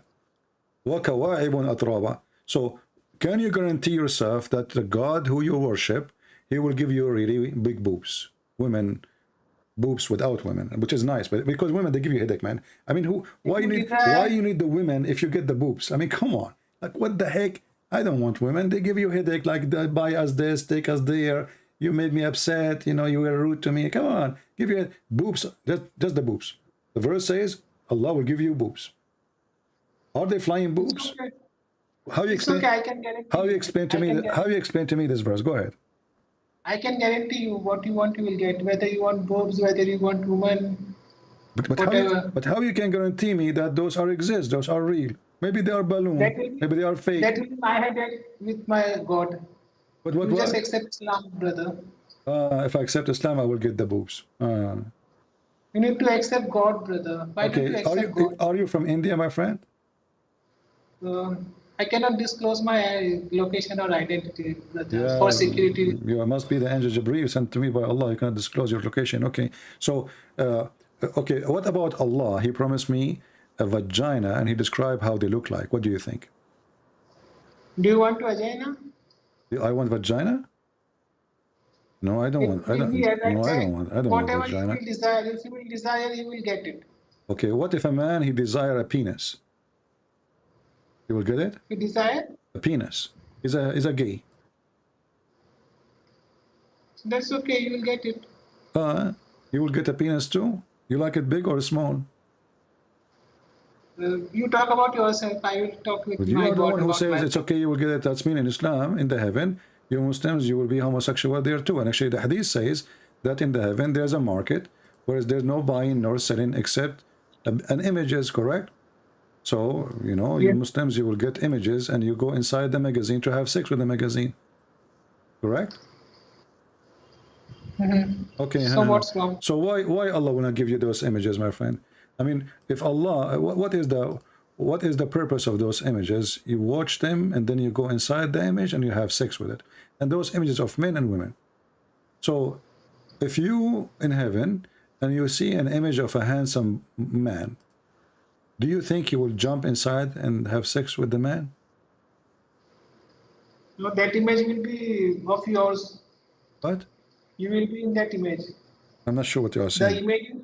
The images which you will like, you will be in those images, brother. I have no idea what you are saying. Okay, now you if you are, will desire you are in the image, if you have a desire, okay. So the heaven of Allah, you can confirm to us that it's a heaven. Sexuality there, homosexuality is okay, correct? Homosexuality is against the nature, brother. What nature? You just said to me that if you desire a penis, you will get a penis. Desire? No. What you are saying, if you desire particular face market, you are saying now that if you desire particular faces, so you will get those faces. What faces? What are you talking about? Your God never mentioned faces. He mentioned vaginas. Faces. This is your prophet speaking here. Says the Messenger of Allah said, in paradise there is a market which nothing is bought or sold except images of men and women. If a man like the image, he will enter it, and i.e. will become his, which means he will have sex. What do you think? Images of men and women. If a man he like it, he enter it. So the man, he have options of images of men and women. If he like the image, he enter it. But the image is men and women. So your prophet, he claimed that there is a magazine sex market, Playboy. You see an image of a man, you go inside and have sex with it. What do you think about that? Okay.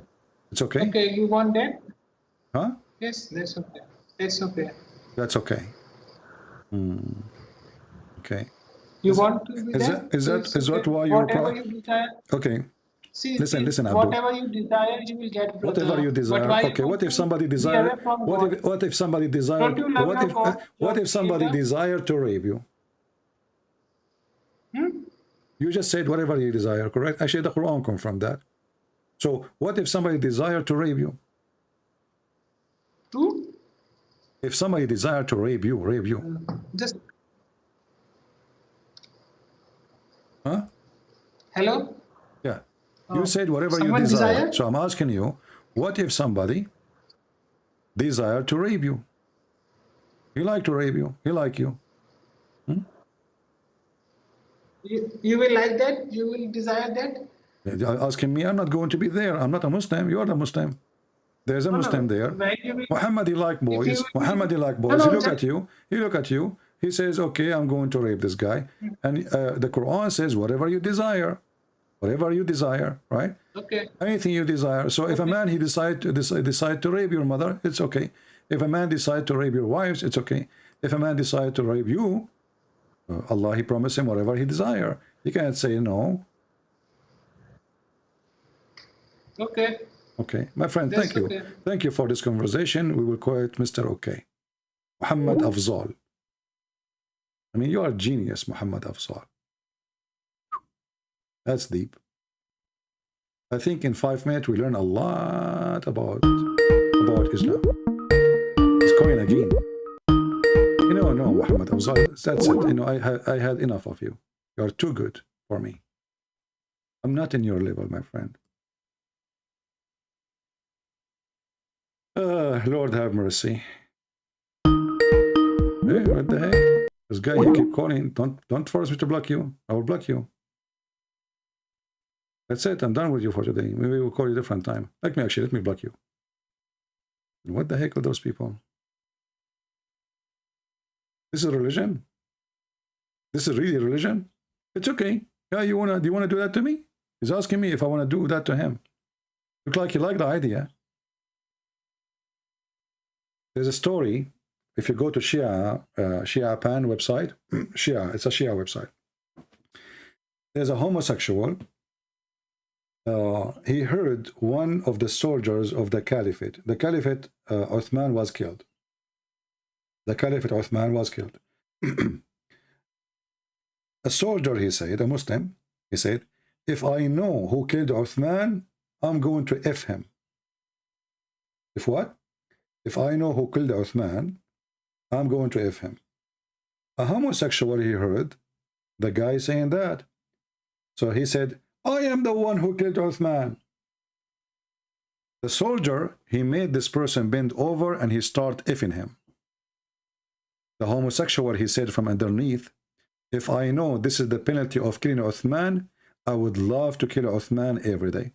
Go to the Muslim website and read it. It's in English. I have nothing to do with it. I have nothing to do with the translation. He said, if I know that this is the penalty of killing Uthman, I would love to kill Uthman every day. This is Islam. The guy, he killed the caliphate, what they would do to him? Boom, boom, boom, boom. The guy, he loved it. He said, are you kidding me? If I know this is the penalty of killing Uthman, I will kill every Uthman every day. And they are asking us to believe in Allah, when Allah is nothing but a joke. Where is the link? The admin, he posted for you already. You are not watching. So my friend, this is a very stupid religion, obviously. Mentally ill person, his name is Muhammad. He was lucky to get popular. Like, you know, when you are stupid and you get popular, you know.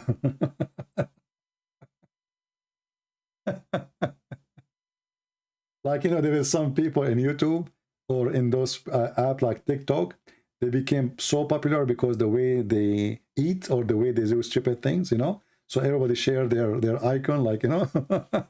That's Muhammad. The difference is Muhammad was sponsored by gang who want to rape and steal. So you cannot laugh at him. Right? Anyway, I think we had enough for today. Today is a Friday. It was a good time we have together. Let us see how many Muslims they decide to leave Islam. And actually, our friend who left Islam just 2 days ago, he sent me a message. He said, Muhammad obviously was a donkey.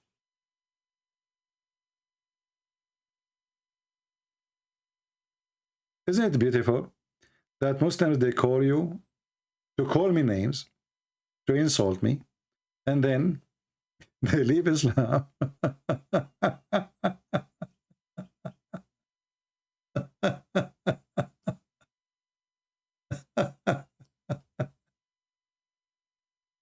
Christian Prince, you're stupid. I'm going to expose you, okay? And then an hour later, the Abduli agreed that his prophet is a donkey.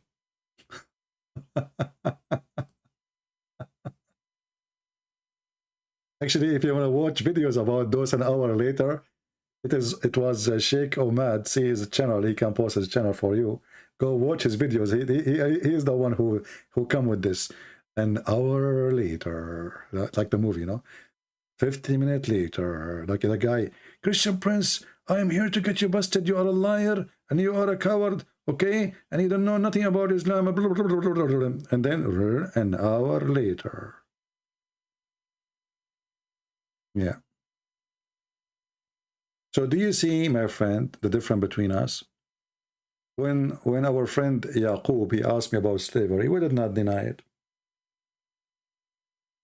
We did not deny it. It's there. This is what they did. This is how people live. The Muslims, they deny what is in their book in order to, they think by denying they can save their belief. A true believer, he will not be ashamed of his book. The second you feel you are ashamed, that means you are not a believer. You know what I mean? You understand? Shame is always coming from what? It's coming from something is not right. As an example, you feel ashamed if you go naked in the street. Why? Because it's not right. But it's okay to be naked in the shower or with your wife.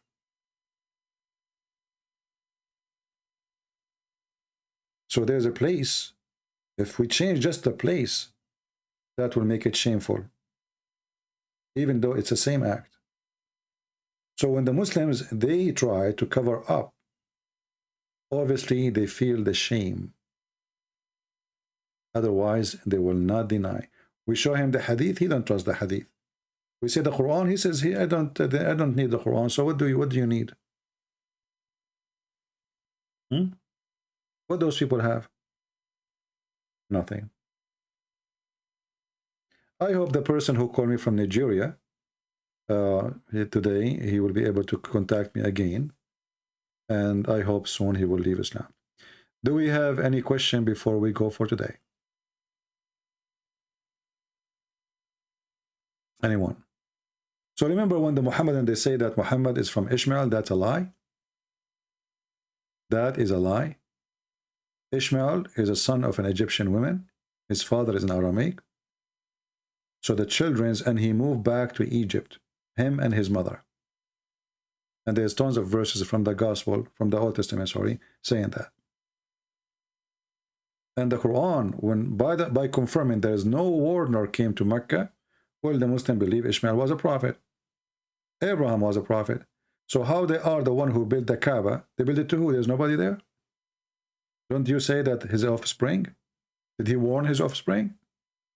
If Muhammad from the offspring of Ishmael, well, Ishmael, he did warn his offspring for sure.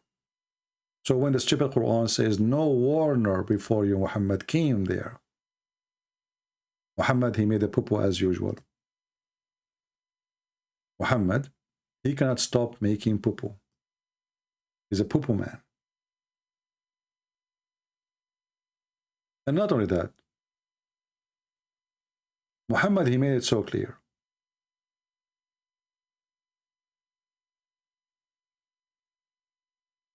That before Muhammad, he do not know the book. He don't have even faith.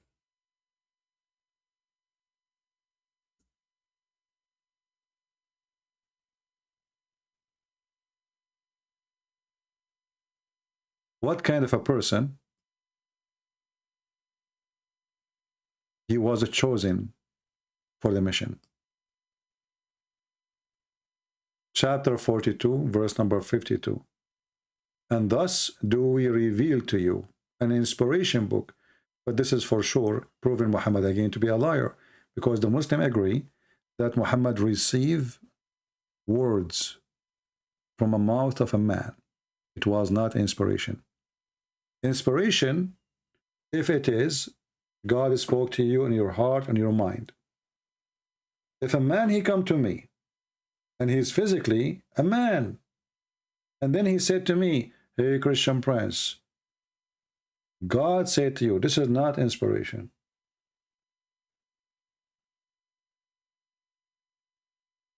The Quran using the false language, the false Arabic. And then it says here, we reveal to you by inspiration from a spirit of us. The Quran here translation took the word inspiration as the word is spirit off. It's gone. But we will go over that later. And you do not know what the book was, nor, actually the word was, it doesn't exist. You do not know what the book, and you do not know what is faith. Not was. You change the translator, you will see the whole thing change. Muhammad, you do not know what faith is. So, what was Muhammad before Allah made him a prophet, supposedly? The guy who did not know what faith is.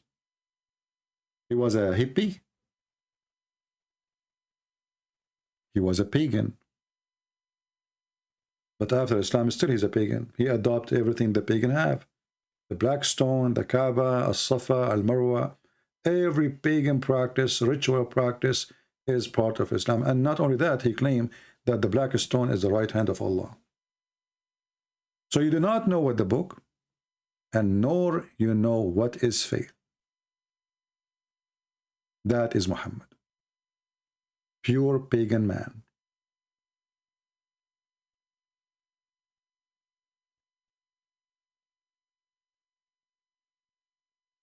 What the Quran says about those who do not know the book and those who do not know the faith, the Quran says they are najis, filthy. That is Muhammad. And najis, they are so dirty to the point you cannot wash them. Najis is no more than just filthy, dirty. It is something you cannot wash.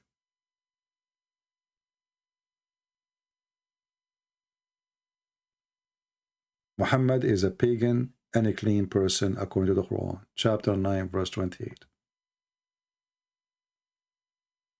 I hope today we were able to share with you a lot of information so you can use it in your own. Feel free to download my videos. You save them in your drive. You can repost them again and you can cut them pieces. My videos are long. I don't make videos like others, 15 minutes. Sometimes I try to make it, but I always fail. I say, I want to make a video of 15 minutes, and the 15 minutes became an hour. So I will try maybe. It's a good idea to make short videos so people, they can download them easy, focusing on one topic. Maybe I will set an alarm, like whatever the alarm says, I'm going to stop. This is the only way to do it. So I want to say thank you. Was Ramadan originally is a pagan practice? Yes, Ramadan is a practice of the Sabian. Sabian are people who worship the stars. This is why here actually you see that Muhammad is a fraud. So he promised the Sabian to go to heaven. But the Sabian, they hate the God of the Jews. The Sabian, they have a book, it's called Kanza Rabba. In the book of Kanza Rabba, in their books, it says that Adonai is Satan. The God of the Jews, Adonai, they use the word Adonai, is Satan. Why? Because he ordered the Jews to do circumcision. And the Sabian, they hate the Jews because simply they believe that the Pharaoh was a Sabian. And when the God of the Jews, Adonai, he destroyed the Pharaoh and his army, by doing that, he destroyed the Sabian. So how in the world this man, Muhammad, He made all those three go to heaven as if they worship one God. Do you see how it works? This person is like Obama. Obama, he go to Egypt, he quote the Quran. He go to Jerusalem, he wear the Jewish hat. He go to the Christian church, he hold the Bible. He go to the atheist meeting, he make fun of the Bible. And this is Muhammad. He's a lizard. Satan, he has no skin. He changed. The same as a lizard, he changed his skin color. No dignity. No faith. No God. Everything he made there is just for him to be worshipped and to take over. And he used the word God, aka Allah, as a name to torture, to kill, to steal, to rape. In the name of God. A great method to control the mankind. In the name of God. And there is many in history that do that, even for Christians. Many hypocrites, many thieves, many liars, many fraud. They use the name of God to make their war legitimate, to make their theft legitimate, to make their crime look like holy crime. But there is a holy crime. Interesting. Crime is a crime. Theft is a theft. Rape is a rape. Killer is a killer. Cannot be holy. So, my friend, Muhammad is a person who fabricates things. This is why Aisha, she said, Inni ara rabbuka yusari'u ila hawaka ya Muhammad. I see that your Lord is hastening to make you happy, Muhammad. What was about? It was about his penis. Women offering themselves. Muhammad, he made verses. Any woman, she want to offer herself to the Prophet so he can F her. Come on, all of you, come on. What does this have to do with God? And why God will make such a verse? Aisha, she was watching. She noticed that her husband is a fraud. She said, it seemed to me that your Lord hastened to satisfy your desire. Your desire. Otherwise, what does this have to do with God? A man, he is already married to many women. Why he need more? How that can serve a religion purpose? How that can be serving God? So imagine I say to you, I'm a prophet. And then I say to you, God told me that your women, they need to sleep with me. And this is coming to me as an order from God. It's not my fault, my brother. It's not my fault. Allah told me. Allah told me. Any woman, she want to give herself to the Prophet. Then the stupid Muhammad, after he said that verse, he discovered that women who are not good looking or not young, they are coming to offer themselves. Because what will happen, if a woman, she sleep with Muhammad once, even if it's once, she will get a free retirement plan. So women line up in the front of the house, especially old women. So Muhammad, he found that he made a mistake, because now he said any woman, she can offer herself. So he need to save his ass from the trouble. He looked at those women who they are lined up in the front of his door. He said, oh man, what I did to myself. Look at those. What I would do with those women. So look, he came with different verse to solve the problem. He said that Allah told me, oh Muhammad, you can post upon the turn of whom will give themselves for you. Okay? Post upon. You can delay, you can reject, you can accept. Here we go, found solution. The verse before it says, any woman, she can offer herself. All the women who came, they are, excuse my language, they are not good looking. According to Muhammad, they are older. This is not what he's looking for. And now Muhammad trying to get rid of them. He cannot open the door, there's long line. So he made a verse says, Allah, he told me, you can delay, you can deny, you can accept, you can refuse. What a religion. Like, come on. I said any woman she can offer herself. I should say next time, any beautiful woman. I made a mistake, sorry. You may differ, any of them, and you may take any of them. It's up to you. This is God talking. You know, I'm looking at my door now. I cannot see my door and front door. I'm going to check out to see how many women lined up. I hope they are good looking. Otherwise, I will immigrate. I will go to Afghanistan. You know, I just made yesterday. I made a claim that I'm prophet, and I told the followers, any woman she want to give herself to me. Let us see what will happen today. I want to go. I want to see how many women lined up in front of my door. I hope they are not in their 90. Christian, please. A woman want to offer myself to you. Hold on. Lady, yesterday I said what I said, but I don't mean you. Christian Prince, you said any woman, she want to offer herself to the prophet, and I'm here to fulfill your desire, sir. I am your follower. No. Listen carefully. I did make a mistake. I said any women, but I did not say any old women. Okay? Listen. Okay, I just received revelation from Allah. It says, any young women, she have nice features. What? Like what? You know? Like what? Like the hadith. The hadith says, and the Muslim, they got me busted in this video, by the way. They said the Christian Prince is lying.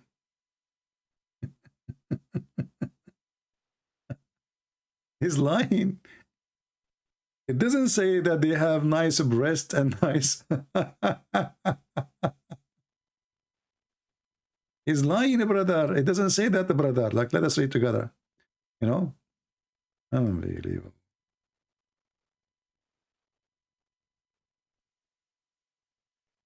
Oh, Lord have mercy. You see why I cannot make a short video? Here we go. Supposedly I'm done. Topic after topic, you know, then you find yourself going to stay for the coming hour without even noticing. Yeah, I need to find a solution for this, because it's not easy, by the way, to stay. Many of you think this is like fun for me. I hate it. Honestly, I hate it. It's a topic I hate to talk about, but because somebody have to clean the garbage, and I don't see anyone can replace me for now. Muhammad, he said, oh, this is, here we go. I swear by Allah, there's one whom he had admitted in paradise. Allah will marry him to 72 wives, brother, from the Houris, 2 from the Houris, and 70 from his inheritance from the people of hell. What the heck? We will inherit people from hell, and they are women? Yes, brother. What is their specification? Read carefully. All of them who will have a desirable front passages. Now, to understand the front passages, you need to read the verse after it, or the word after it, because they are in connection. And he will have a male member which will never become flaccid, i.e. soft limb. So we have a God, is a promise in us, brother. You go to heaven, Allah will give you at least. This is the lowest reward. 72 women, brother. 2 of the hur. The rest are professional hookers. This is why it says they have desirable front passages, vagina, breast, etc. Look like Allah don't care for their ass. So he focused on the front. So what is the qualification for those girls? They are very good in one thing. That's why they are in hell. They are hookers. So if you are a hooker, don't worry. Allah will take you from hell because you have extra skills. Normal women, they don't have. Allah will take you and give you to Abdul. Abdul in heaven, the door is knocking. Wait, I'm having sex. Who is this? Let me put my trouser on. Open the door. What the heck? Your voice is very lovely. You must be the answer, Jibreel. Exactly. Open the door. I have delivery for you. You open the door. Jibreel, he dropped the box. The box is so hot. Why it's hot? Are you kidding me? Those women are so hot. You crazy stupid. Do you know what is inside the box? Very hot women. They are coming from hell. Hello? You try to touch the box to open it, your fingers will be burned because those women are so hot. Man. So, like you wear gloves, like silicone gloves, to open the box. You open the box, fire is coming out from their boobs, coming out from their vagina. I mean, they are coming from hell. And then you look and you say, Subhanallah. And the hookers, they come from the box right away and they will say, honey, I'm here for you. How you like it? Abdul, he will say, I'm not really sure how I like it because I am a gender confused person, brother. Al-Takbir. This is religion, this is heaven. What kind of God? He said to his prophet, tell them they will have women from hell. They have a special sex skills. They are hookers. And what is their qualification? Is not they are like decent women, repented women, women who pray to God, ask for... No. The reason they are taken from hell because they have a desirable front passages. Man. I mean... Even in hell, there is like a mistreatment for the one who don't look good. I mean, look at this. So I don't look good.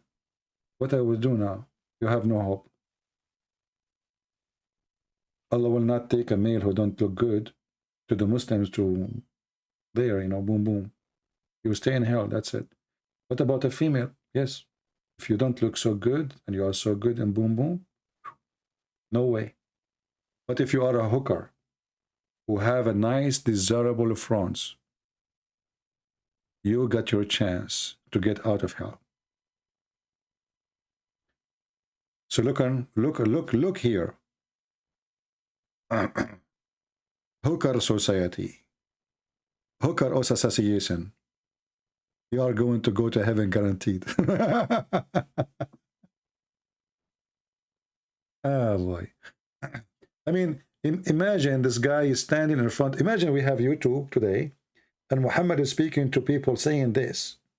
People will die laughing. But the problem is, people like us who expose the stupidity of this garbage cult, nobody listen to. We are not the one who is popular. The media oppress us, suppress. They kill our videos. Do you see here? We can't even collect donation in YouTube. Do you know why? Because what we say is against YouTube policy. But you will not find one Muslim, even those who are making a threat to kill, they don't have donation and ads in their videos. Not a single one. YouTube never take their videos. YouTube never stop them from collecting donation. YouTube never stop them from having ads over their videos. We are the one who say we love the Muslims. What we do is against YouTube regulation, according to them. This is the truth. This is what they did to David Wood, remember? Any Christian, all the Christians, go check their videos. All the Christians who speak against Islam, if you are a Christian specifically, if you are an atheist, it's okay. If you are a Christian, we right away take any, they don't want you to get any support, you know? They do their best. But anyway, for me, I don't really complain. For the Lord is my provider. And if the Lord is with me, let you too be against me. Time will come and all those things will go. Things will change so fast. And those who they think they are in control, soon they will be controlled. You know, always when you are evil, God, he will send someone to control that evil one and treat him the same way he was treating somebody else. Let us see. Like now, Twitter is afraid that Elon Musk, what's his name? He is going to own Twitter. If he owns Twitter, I'm going to resign. The other woman, she said, those are the head of Twitter. If he bought it, I'm going to immigrate to Canada. Like, what the heck?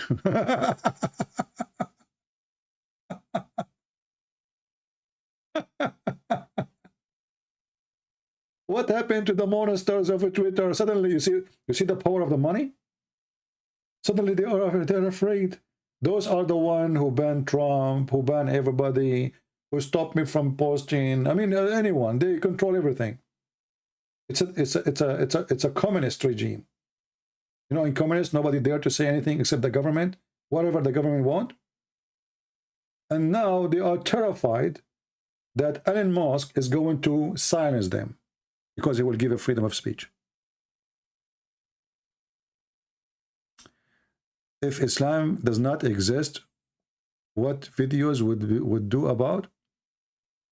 Well, my friend, I don't know. I mean, for me, I believe that God, he gave every person a gift. And if the gift is useful for mankind, that is a blessing. So I believe that God gave us a gift, and the gift is to share knowledge. And it can be sharing wisdom about anything. You know, we made the other channels to speak against, you know, people wasting their money, giving them advice, how to live. A channel is called The Quality of Life. So always you can help people with many things. Give them advice in their life. You know, supporting the one who needs support. You know, sometimes advice support is more important than even money support. And I don't, maybe I will not do anything. I don't know. I mean, who knows? But this is not really what I do. It was not really an option for me to do or not.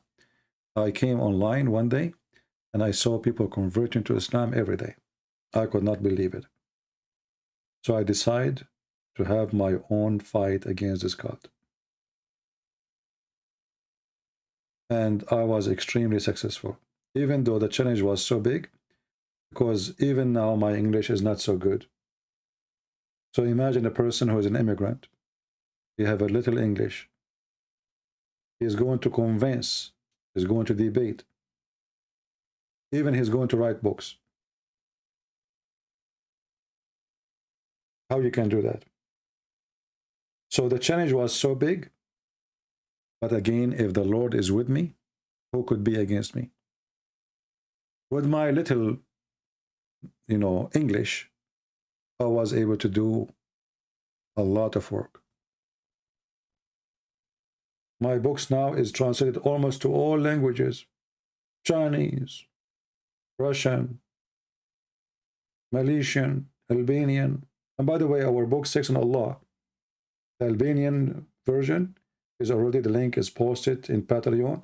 So if you are a person who speaks Albanian, you can go to Patreon. By the way, you do not need to subscribe to me. You do not need to make a donation. I give it for free.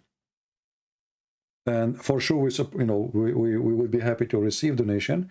But as you know, people, they are cheap and people don't care to support you. They come here just to laugh and, you know, you know.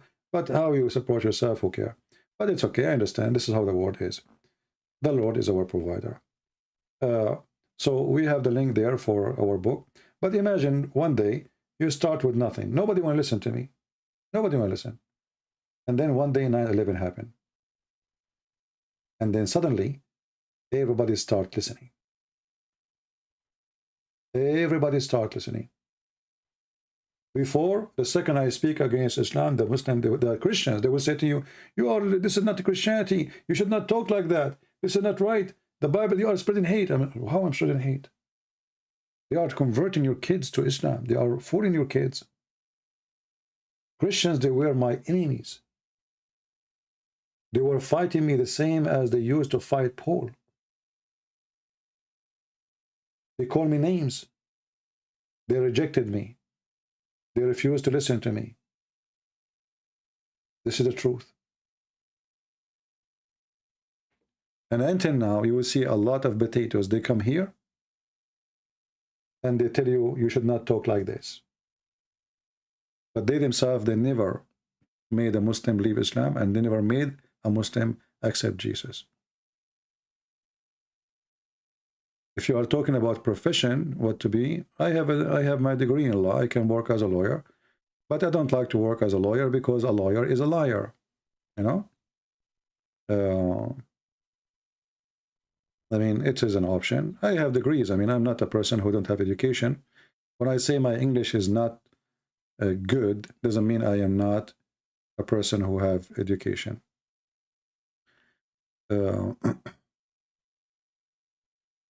Anyway, but this is telling you that you have always to be strong, or the wind will try to take you down.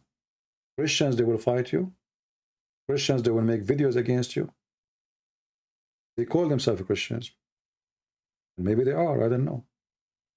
But because they are naive, they don't understand what you are doing. Nobody want to listen until it's too late.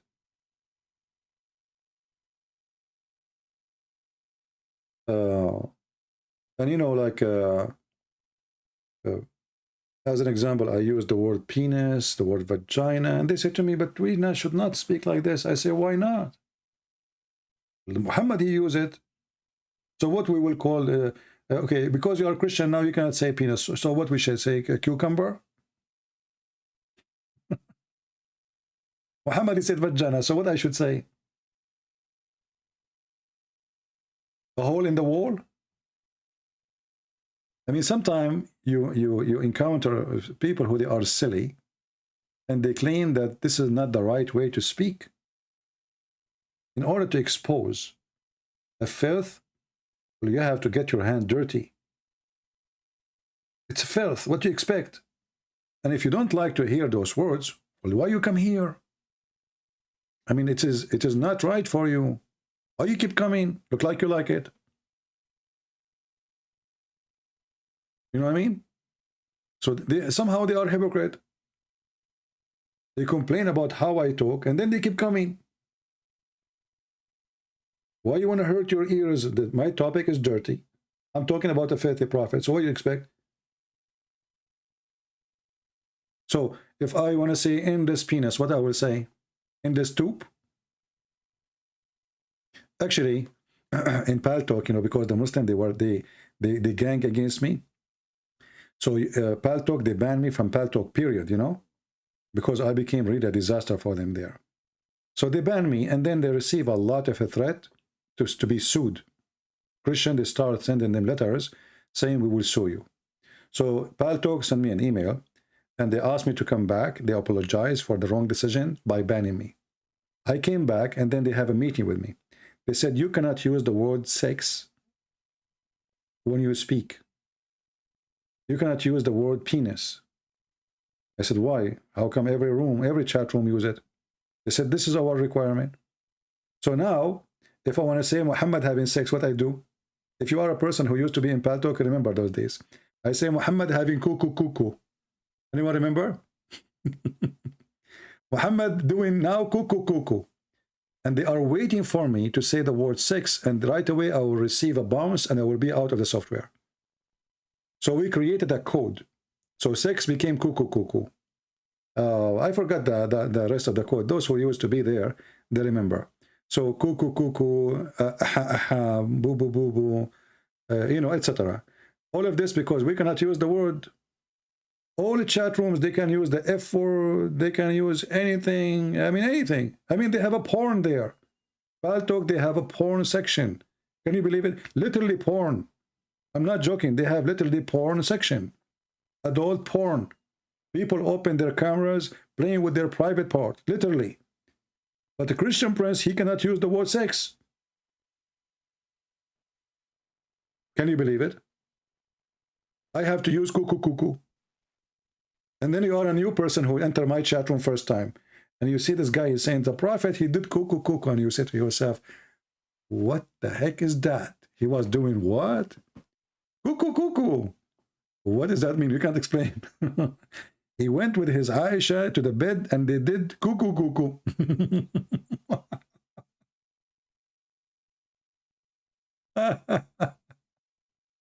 This is how they discriminate us, and this is how they side with the Muhammadan. Always.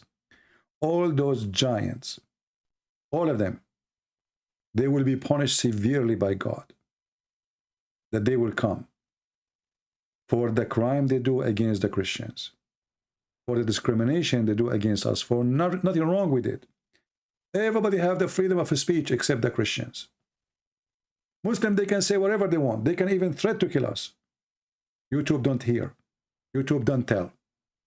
YouTube don't complain. This is the truth.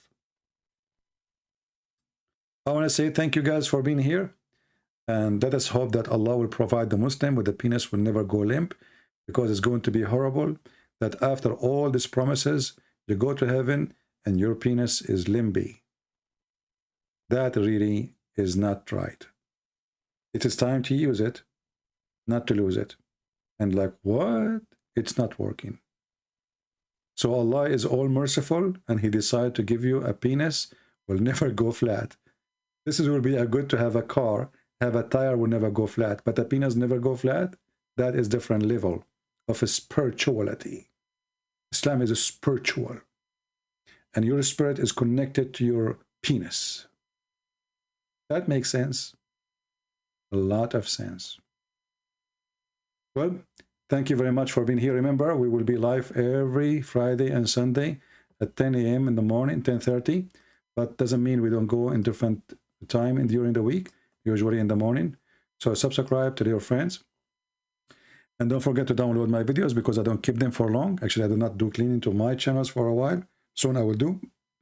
So don't hesitate to download my videos, because they don't stay in my channel.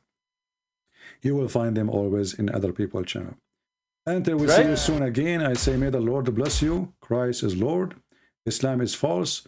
And each time we go live on air, Muslims leave Islam. Sometimes they announce it live. Sometimes they don't dare to say, but they leave. You know, the drop of the water is very weak, but it's very strong. A drop of water, if it's consistent, it keeps making a change. A drop of water can open a hole in a rock. A drop of water can split the rock. A drop of water. So never think about yourself to be weak or a person who cannot make a difference. If the drop of water can do that, what about you?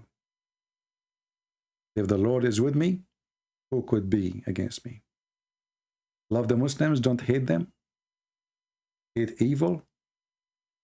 Hate the devil. Hate to do an evil act and to harm people. Thank you. God bless you.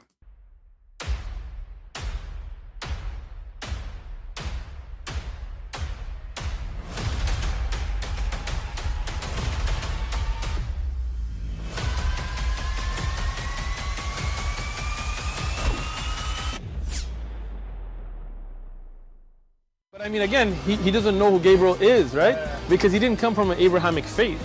The people of Mecca were pagan. Quran is mentioned, if this book was from other than God, they would have found in it many contradictions. If a book is without contradictions, that has no bearing on whether it comes from God or not. I've had phone books that are inerrant, but I certainly don't think God gave them. That we believe without understanding. The brother asked a very important question, that most of the scholars say that listening to music, watching movies, and most of the television programs, they're haram. So how can we have fun? Let me tell you, brother, at the outset, that having fun is permitted in Islam as long as the fun is halal fun. That the standard narrative has holes in it. The Prophet tells us because Satan or the devil sleeps over our nostrils. Those who oversleep and not pray Fajr on time, Satan urinates in their I ears. really do think Jesus was crucified and that he really was dead and buried. He thought that he was a son of God in the sense that he was specially chosen by God. I think Jesus really did think he was going to be the Messiah, the future king of Israel. I mean, that is, after all, why they crucified him,